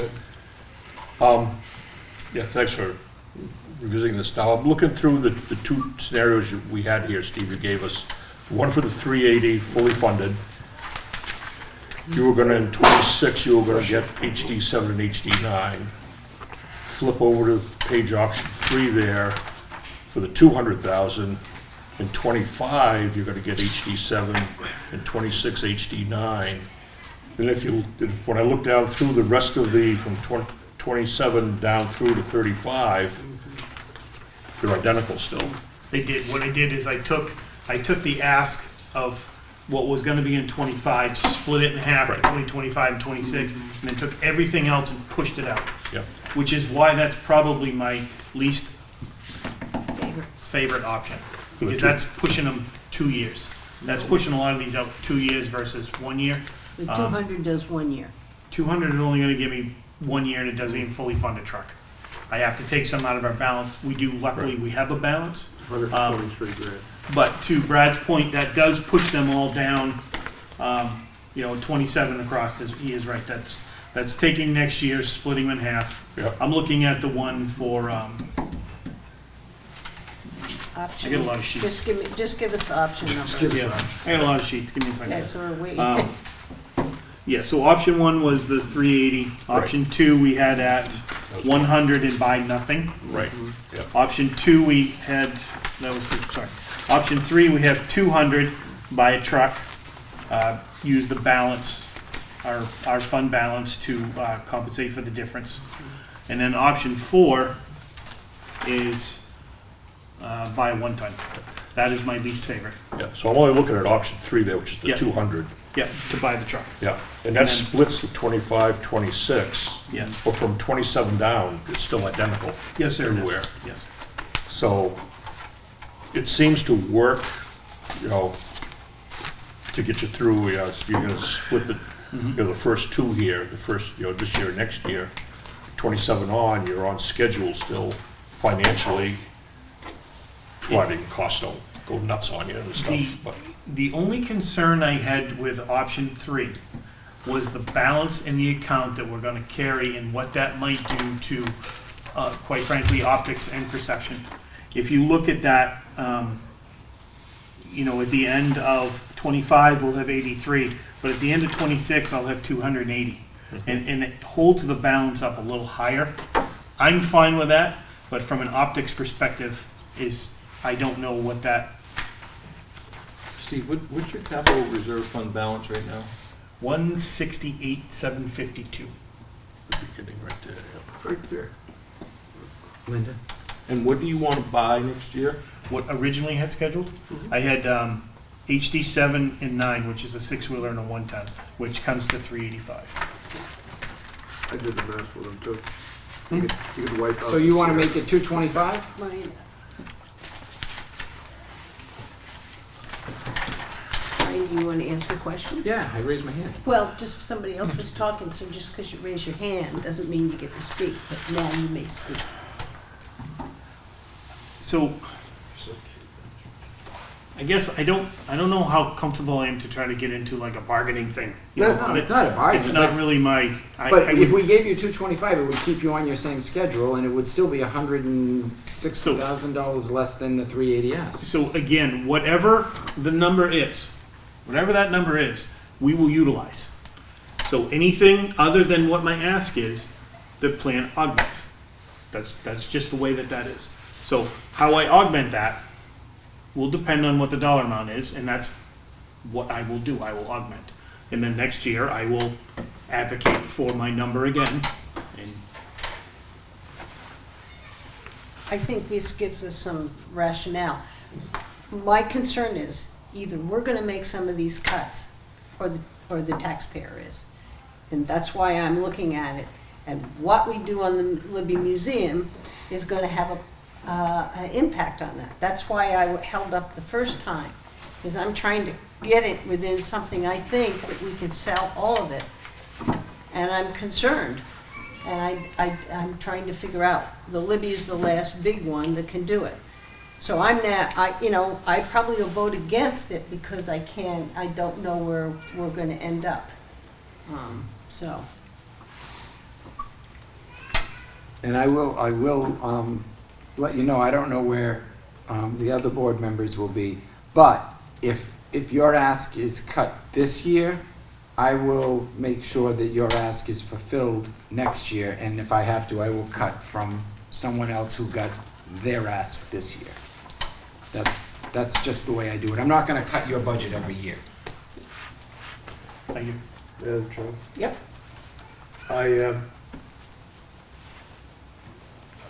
The highway department is part of infrastructure. It's kind of what we're supposed to do, roads and all that stuff.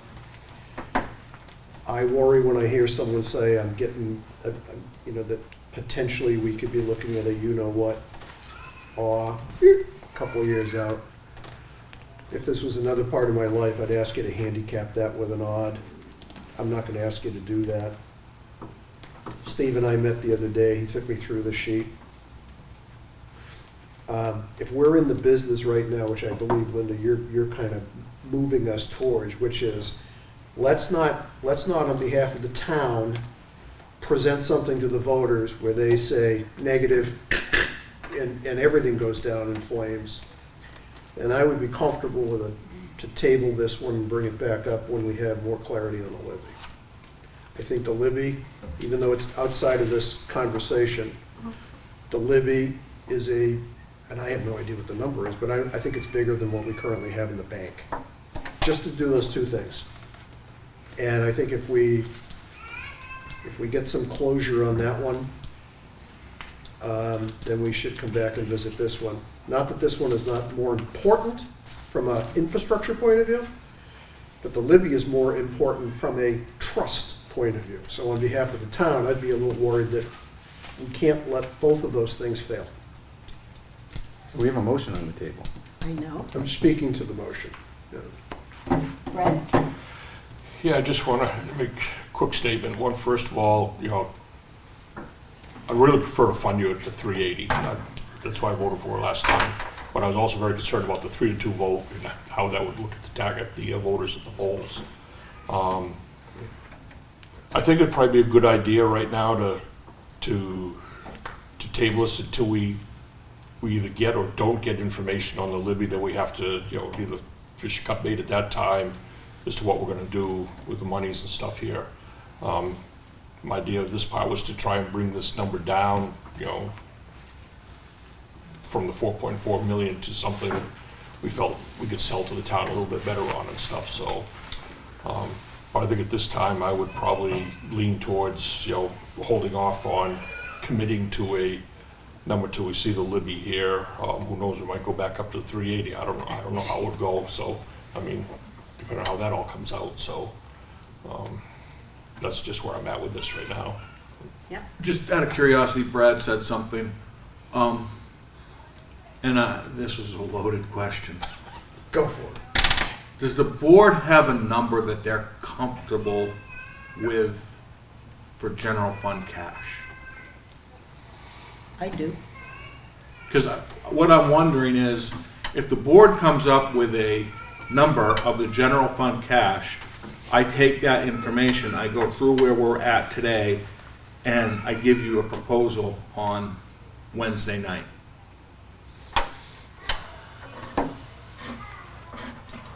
I like what Steve gave us, and I hear what he's saying and the different ones, and where I move has to do with what is in the other. As you said, Brad, if we're not adding anything more to the Libby, I'm looking at about 3 million. We were 275, if I came in around 3 million, we were 5 less. I think, and then I can handle that. I think we can sell that. If that fell that I could do the 380, I'd love to do it. If it meant I only can do the 200,000, I'll do that. But I just don't quite have enough information on the Libby, which I'm afraid could be a big number. So my number's around 3 million. Give her, as close to that as we can get is where I'd like to land. I think that's a significant increase, but I think we've got some things here that are sellable. I think I kind of played around with the number over the weekend here, and I was probably in the 3.2, 3.3 range right in there. So I wanted to get at least $1 million down, a little more than $1 million down from the 4.4 that we started out with last week here on this. So that's kind of a number I had in my mind, Jim. Because if my math is correct, with removing what we've removed today, not touching the capital reserve funds that we haven't even talked about yet, Steve dropping his number, if my math is right, we're at $2,977,000. If Steve stays at his number at 380, we're at 3,157. And again, that's with some capital reserve funds that I do think need to be pulled off of the asks. They're new, they're not there. So they haven't met the merits of what the building or the public safety's projects, or the, whatever his equipment is. Whatever that stuff is you want to buy. Okay, we have a motion on the floor. Correct. For 200,000. Any further discussion? All those in favor? Aye. Opposed? Okay. So that means it's still at 380, correct? No. Yep. No. Yes, it No, is. we went to revisit. We didn't take your second motion on the amount. It's still open. We took 2 motions. Right. One to revisit, Yeah. and the second was you put amount. The one to revisit is still there, and we can revisit it on Wednesday. Your amount is. How about this? How about we go through these capital reserves and get rid of the ones we aren't going to do? Oh, you mean just kind of like? Yes! That gets us closer to where we may want to be. So explain again to me, where's Steve's warrant article right now? We're going to revisit on Wednesday, Yeah. okay? After I was going to get rid of the capital reserves that we think we get rid of, and we still have to have a discussion about the living. We sure do. And that's the one that's holding this up on where I go one way or another. Where do you want to go? All right, I'm with you. I'm going to start at the bottom, Technology Expendable Trust. Does anybody feel a need for us to have that this year? I'd say remove it for this year. Okay, Brad votes to remove it. I'll second it. Any discussion? All those in favor of removing the Technology Expendable Trust? Aye. Aye.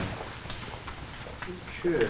the Public Safety Building Expendable Trust, and that's different from the warrant article that's gonna come out on soft costs.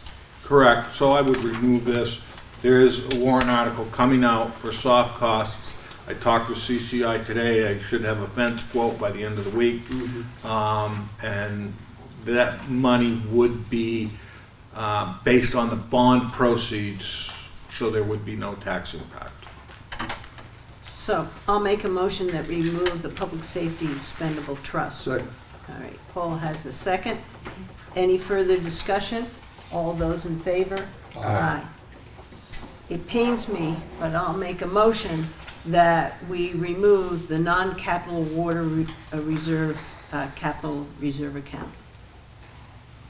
Do I have a second? I'll second that. Right. Any further discussion? And the reason Yeah, I'm why? doing that is right now it has 152,000 with it, and then when you put in the appropriation for the following year, it looks like it is about 200,000.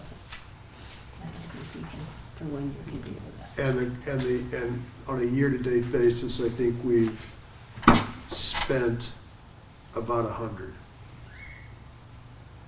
We started the year with 254, we're at about 152 now, is that kind of the math? Spent about 100. Yeah, and then you have to put the 50 So the on. reason I wanted to leave it in there is, if, let's assume just for giggles, that's the burn rate, 100 a year. So if it's 150 left, and we have 100 burn rate, we're gonna be at 50. Well, if I understand, and I checked with Jim, my column that says projected balance in 2024, 152, and then it says 2,000 appropriation, you think that 50 is already in there? I don't know. And I asked Jim, don't know. and he was saying, no, you think you have to add it, whether you have, so, I think you have to add it, but I will double check. So that would be a 200. that's where Oh, see, I'm. I did it the other. Well, I asked Jim, I wasn't Oh. sure, and I'm Golly gee saying, willikers, all right. I said, so, But it almost, yes and no, it almost doesn't change, the math here. If the burn rate is 100,000 a year, and let's assume just for giggles, the balance is 151 at the end of the year, there's 50. there's 50.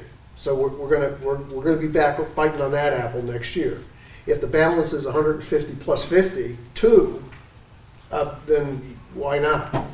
So I'm comfortable with taking it down. We could slow the burn rate too. Yeah, there was a Well, big burn. operational efficiency is always something. There was Oh, a big issue with Whitegate Road where we put out 40,000. That's the largest we've put out in a year. So the motion is to remove the non-capital water reserve. All those in favor? Aye. Okay. All right. How about, There's a tree removal one we haven't talked about. yes, I'm I'm going to not give doing that that. one to you. Yeah, I was the guy that read the Arbor Day proclamation. I'm not doing that one.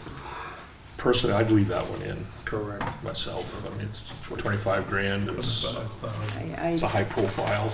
You didn't hear a motion from me on that one. Building maintenance, and so this goes back to, Didn't that trigger a lot of these discussions about 2 hours ago? well, Yeah. the thing about this one is, it's important to know whether that next column is in or not. It's the difference between having 110 and having 100 and... I'll get that clear for Wednesday. Thank you. Okay, so we'll leave Good. that one Leave that alone. one. Thank you. Okay, we already did the sidewalk, we already did the other one, we have Abenaki, 25. It's in there now. Abenaki's currently got 31 in it. Burn rate on it, again, this is October, as of October. Burn rate is 75, but I don't know if that 25 is additive to it. Right, and this is for the groomer. The groomer's in the operating budget. Groomer is in the operating budget, and according to Christine, the only thing she has upcoming in the next year or so is well, we should be in good shape with the motor. The motor was replaced a couple of years ago. I don't see any, other than a major catastrophe, I don't see any major expenses. And I do think we could take a year off because this is one of those capital reserve funds that Bo has to look at and reinvent it. It's aged. But does this one also cover anything that we would need to do for repairs for even the snowmaking and that stuff too? So something could happen there. I'd be uncomfortable if we just took it out completely. So the snowmaking system, I mean, we've had tested, there was a lot of infrastructure installed over the past year in the snowmaking system. New guns have been donated, new towers have been donated. My concern would be a pump. That would be the Yeah. bigger concern, is the pump, and, you know, I think that is a valid concern. But that's the only thing that I see as being the weak spot right now. And so if we found out whether that 25 needed to be added to the 31, Right. that would be a different look at that fund. So we'll just leave it as is, okay? We're not ready to move that. So that brings us back to the Libby Museum and whether we are willing to go forward with that amount, realizing that we're going to have to shore up and we're going to have to take out the collection, and we're going to have to store the collection once we get it out. Well, we had pricing on removing and storage. 2 years ago. Well, I thought that Maggie She said just- that it was still pretty current day amounts. I didn't think so. Brian had asked, and then I'll come on down the line. Yeah, Maggie hasn't come with new numbers. She said that she could get volunteers and cut the cost, but we haven't seen any numbers for that. It was 166,000 2 years ago. We have 288,000 in the account right now. That's what I just heard. So we have no idea when we're going to do construction and how much it's going to cost to do construction. So I don't understand why we're throwing a dart against the wall and guessing. Because whatever we have here, we're stuck for a year. Yeah. That's what we're saying, and I think that's the question. Yeah, if we do nothing, your question is valid, you know, why are we kind of spitballing this thing? If we do nothing, nothing gets done, neither the collection gets moved or the building gets short. So we'll be sitting here next year at that time, having this conversation. So regretfully, we gotta get the dartboard out. And I think, just a point of information, Jim, there was a last select person's meeting, there was an ask, I think you had somebody put on for $2,500 to have this individual who was talking about the collection kind of do something, update her pricing.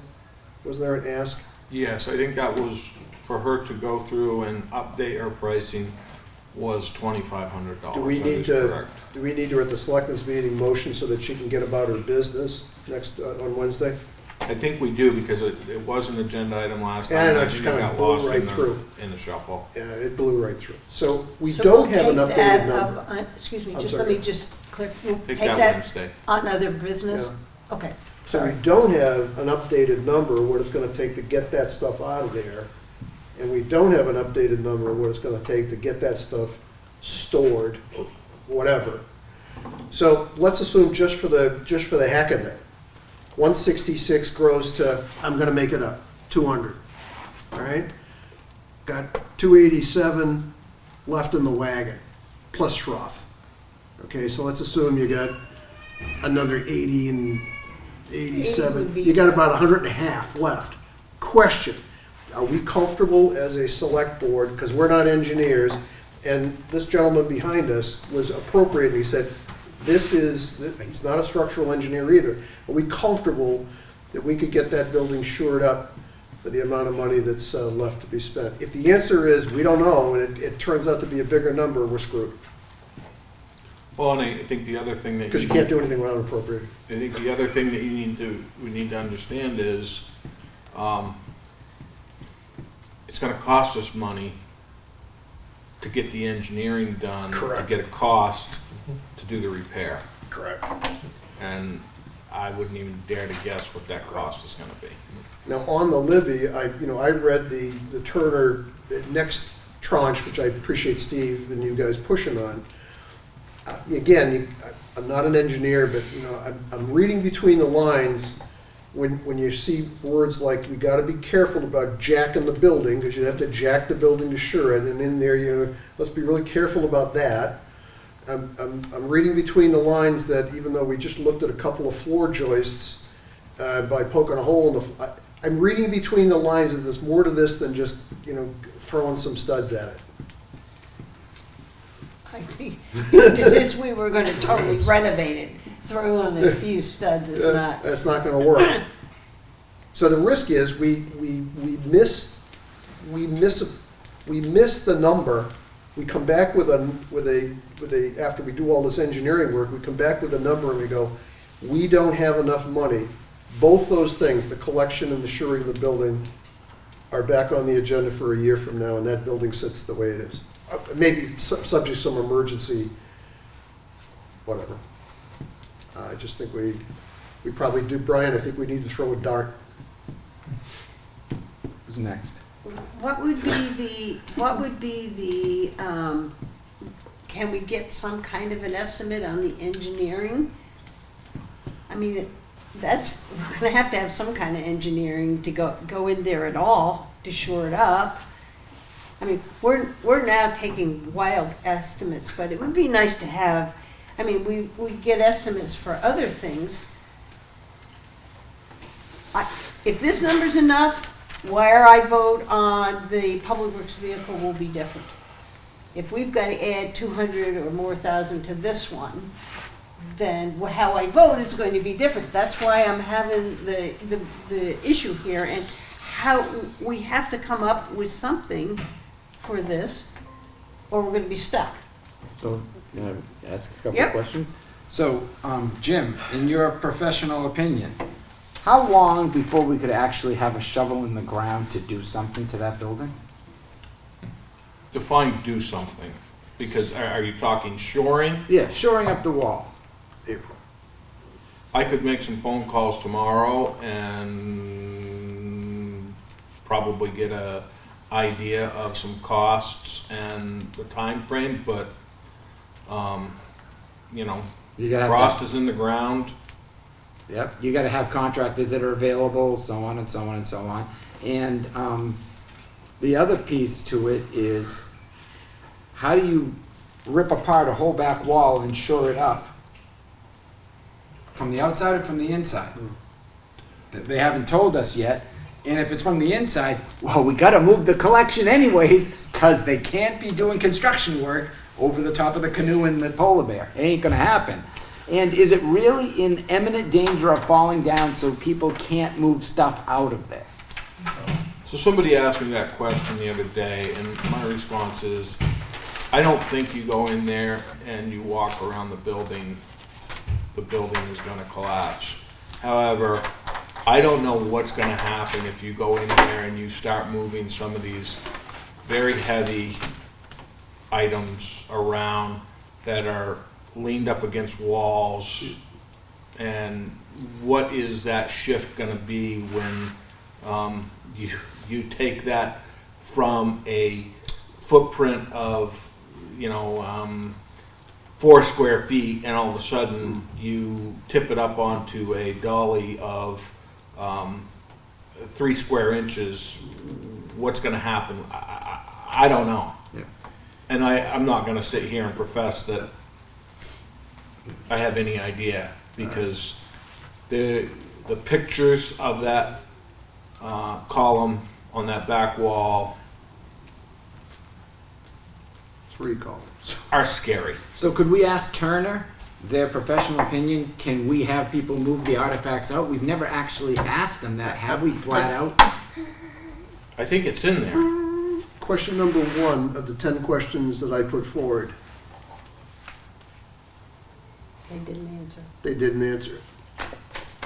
Question number 1 of the 10 questions, which goes first? There was 3 questions that didn't get answered, and I think the reason for that, I'm not here to throw a a solid alternative. I think we're gonna have to make a management decision, but I think they're telling us in the questions they did answer that they don't wanna be the one that says, yeah, go ahead in there and move that stuff on the wall. I think they probably, in their professional opinion, said, that's a to be determined at a later time. Brian, we're not structural engineers. I don't want to be a party to saying, go ahead in there and rummage around and move the cases. I don't want to do that. If somebody says it's okay to do it, then they have a structural ticket on a piece of paper, we're in there. But So, and I understand, I want to get the artifacts out and shore up that wall, but I also don't want to put $700,000 sitting in an account and we can't touch it next year because we can't get to it.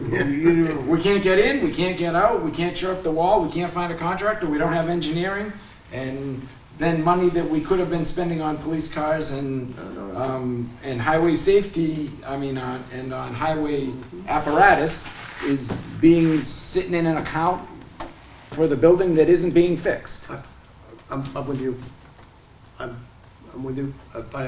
Question number one, that was the first question I asked. We don't have an answer to that. What I do know, from what I've read, is, we're getting a kind of a flashing light that says, be very careful. And now they're using words like collapse. Okay, so those words coming from an engineering firm generate some questions in my mind.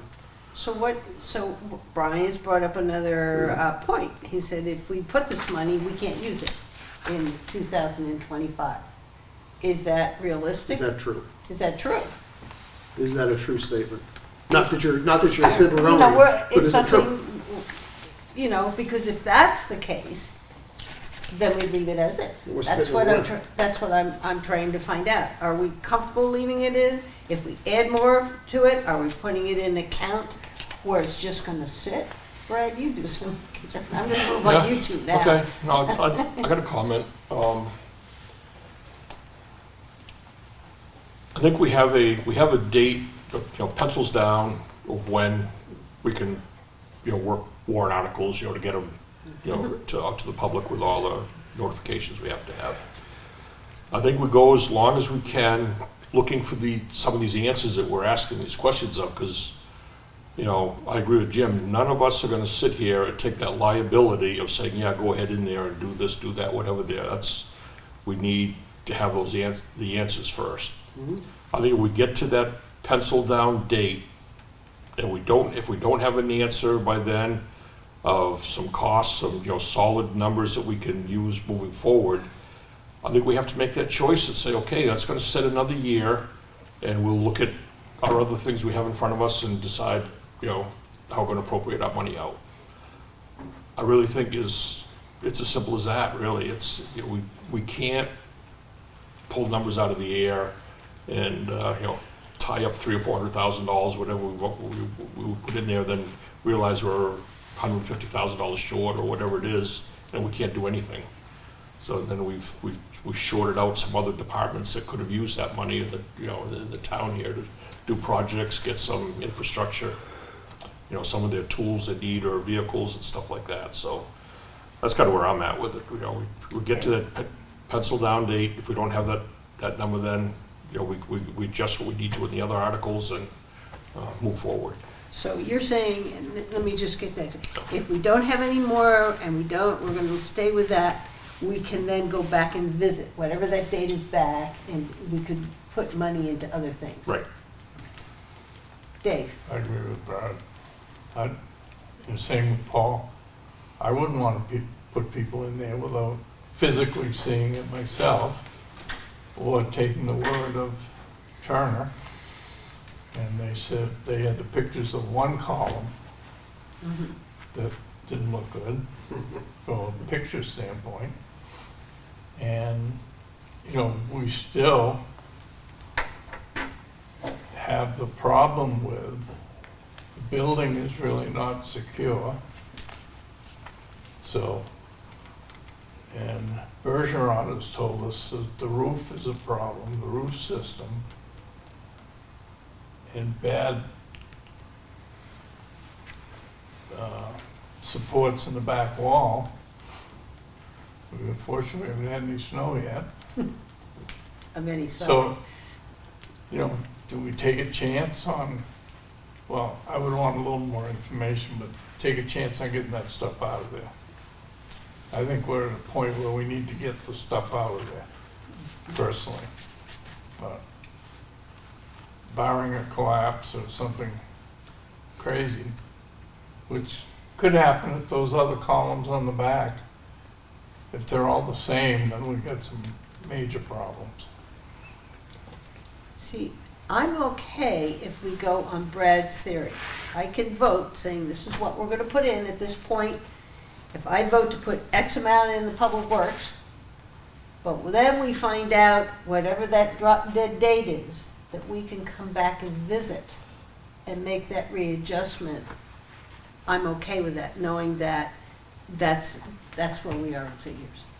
Well, if you use that logic, then Public Works, your capital reserve fund, maybe we should fund it at 380. But Well, or it that's could be. maybe where we'll end up. That's why Yeah. I didn't want to vote on it in the beginning. I'm still trying to figure out.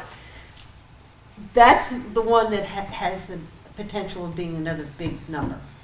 And Well, that was the one I I agree with Steve that we're gonna have the same situations we have with the police department if we don't fund it. well, I think we can cut back and fund it at 200,000, and it looks like it can catch up, but we can't do it. But we also have to remember that the figure for next year for the ambulance is even larger than it is this year, so. But where are we gonna, looking at going here, if we can revisit, then I can vote on what I wanna Yep. do there. Yep. Do we have an idea of about when those penciled down dates are? Is it mid-January for us to put warrant articles out, Jim? So, depends on if it's bonded or not. Right.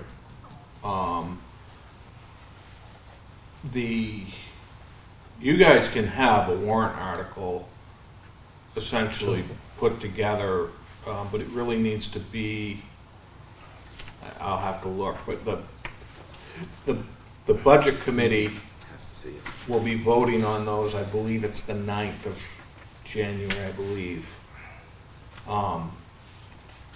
So, you know, I think we have a selectmen's meeting on the 8th, which is when we plan on holding the bond hearings. So, you know, that first week in January, but I guess the question I have is, you know, let Steve and I make a couple of phone calls and see if we can get something for you for the December 30th meeting, as far as costs of shoring the building and costs to do engineering to rehabilitate in place. And very importantly, can anybody go in Yeah. to do any of that or to pull out because like I said, they can't, if they're gonna shore that up from the inside, there's no way they can do it with all those artifacts on the wall and everything there. They're not gonna I build find it hard around to it. believe that they'll shore it from the inside based on the condition of the floor trusts and whatnot. I assume what they'll probably do is they'll come in and they will bore into the granite, Around. whatever, outside, and then put up a flying buttress to hold the building Yeah. and connect to that so that the building is stable. That back wall would be stable to that flying buttress. Yeah. This is like the Louvre.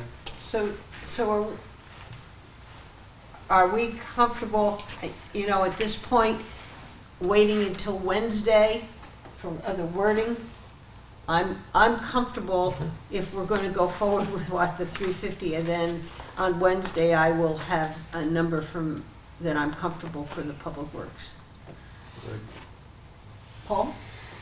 So I don't know if I'm saying the same thing, maybe not. I think between now and the end of the year, or whenever that date is, two things we need to learn. update the cost on getting the collection out of there, so we have a person who's signed up to do that. That ought to be we ought to be able to get that done between now and the end of the year.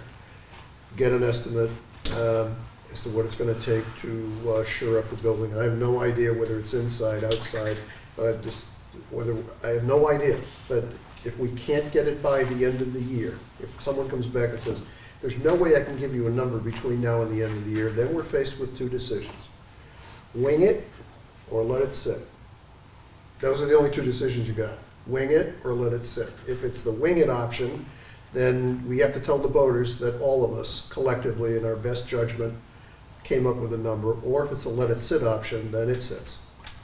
Well, in defense of the wing it number, you can always make an adjustment February 4th at the deliberative We session. could walk up to the microphone or just grab the microphone and we could fix it at that point.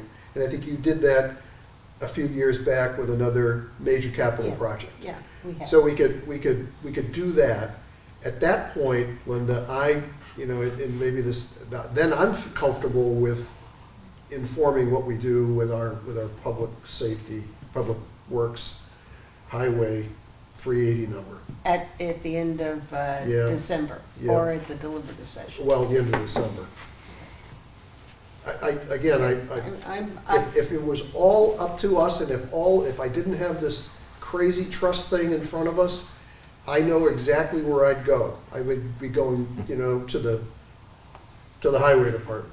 But we got this thing, and I don't believe, I've never checked, but I don't believe that we have anything but a commitment that we have to do to keep the levy going from a trust point of view. So I would figure out the collection cost, figure out the shoring up cost. We're done on December 30th. At that point, if we don't have a number or are uncomfortable with a number, then we make a decision. That's where I come. Yeah, and I do think we have the trust responsibility, because we are to maintain that building. So I believe we do That's part have, of it. Yeah. have that, and I'm comfortable. And I have no problem if we keep the public works vehicle and the Libby open and we get to December 30th and we decide which of those Right. numbers. And please let me change a word. I don't mean in any pejorative way. The word wing it is, just kind of No, I hear you. make it up. It is our best professional estimate given what we've got. And there's a lot of variables in there that we have to deal with. Okay, I would like to move over to the agenda. We're going to need to make a decision on how many options we want for Route 28 and how we, did I put that on the agenda? That may already be on I the don't think it was, but It's out there. It's out there. I've done 3 different wordings to try to put something on a piece of paper so we can finish that one up. And I think we took care of all the rest we've at least touched on. And I don't know any other warrant article, do you, Jim? You have other? Betterment assessment, but that'll be the bond hearing. We were going to talk about the community center. So community center is an item that right now we believe that we have funding to be able to do a space needs assessment, so that if next year is a good year to come forward and ask for a community center, we'll be in position to do that. Next The year, question- meaning next year. Yes, Okay, next year at this time. thank you. The question for the board is, it was in CIP, do you want to do any additional funding to the community center? And the ask is 100, right? I say not at this time. My concern about coming back next year with more is we are through this ambulance, and I think it comes to the point we're working our way, adjusting to the public safety building and the Pop Whalen, and to me, I would move it out, and then I question if do you want to do the space needs now and then hold it for a couple of years. That's my only thing. I just don't think next year's a good year to come in for anything on the community center. Brian? So I've been talking to some folks, and this is just a preliminary discussion that I've had with some folks. The Hope House has 7,000 square feet on the first floor of it. And that piece of property on the bottom would be large enough for a senior/community center.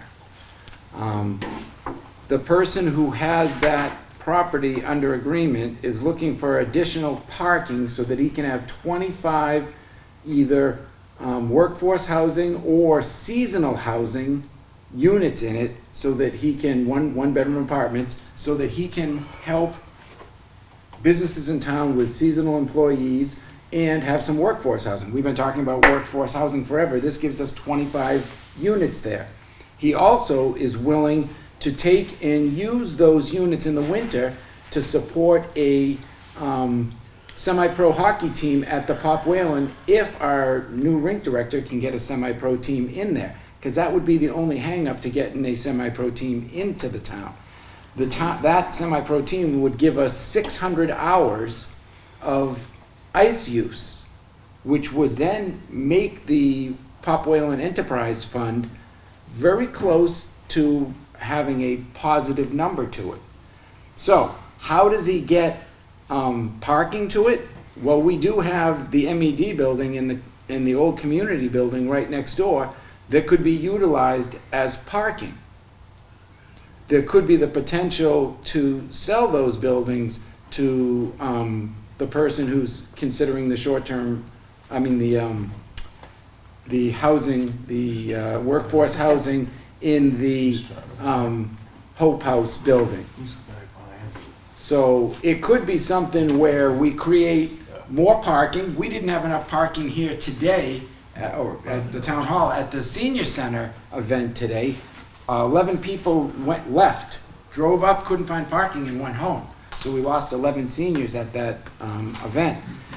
So it would add us parking, it would get us a community center on the first floor, it would add workforce housing to the community. I'm willing to talk to this individual and see if I can get something, or get him to put something in writing, if the board is interested in looking at the potential for having a community center on the first floor of the Hope House. It's 7,000 square feet. That's a significant size piece of real estate for a senior community center. Board? Paul? So I think the question that's on the table is, should we or should we not fund the $100,000 community center conceptual design and space needs study? That's the question on the table. I have no feeling one way or the other as to what was just orally represented. And you and I had a brief chat, and my advice is, if anything is important, we write it all down. It all gets written down and put it out there. But I conclude, just from what you're saying, is I would be supportive of not funding the conceptual design and space needs study. That starts it right there. It doesn't, no predicate saying it goes in the direction you want to go in. Correct. But, I mean, rhetorically, why would you fund this if you're going to do something else? So I would be supportive of not funding the space needs study and kicking it for a year. Between now and then, maybe, there's a whole bunch of options that are out there. Is that all right with you? Yeah. Does that, Is that for what you're doing? Brad? Such a new idea and stuff like that, I'd have to Yeah. A digest lot it to here for a digest. while. Yeah. It isn't, and it's an option. The reason why I think I wouldn't fund it, because I don't see us coming through with more money next year because of already knowing what we have with the ambulance. And so it gives us breathing room. See, I'm kind of where you are. First That's things all I'm looking first, for. set that aside, that concept aside. It could be wonderful, it could be no way.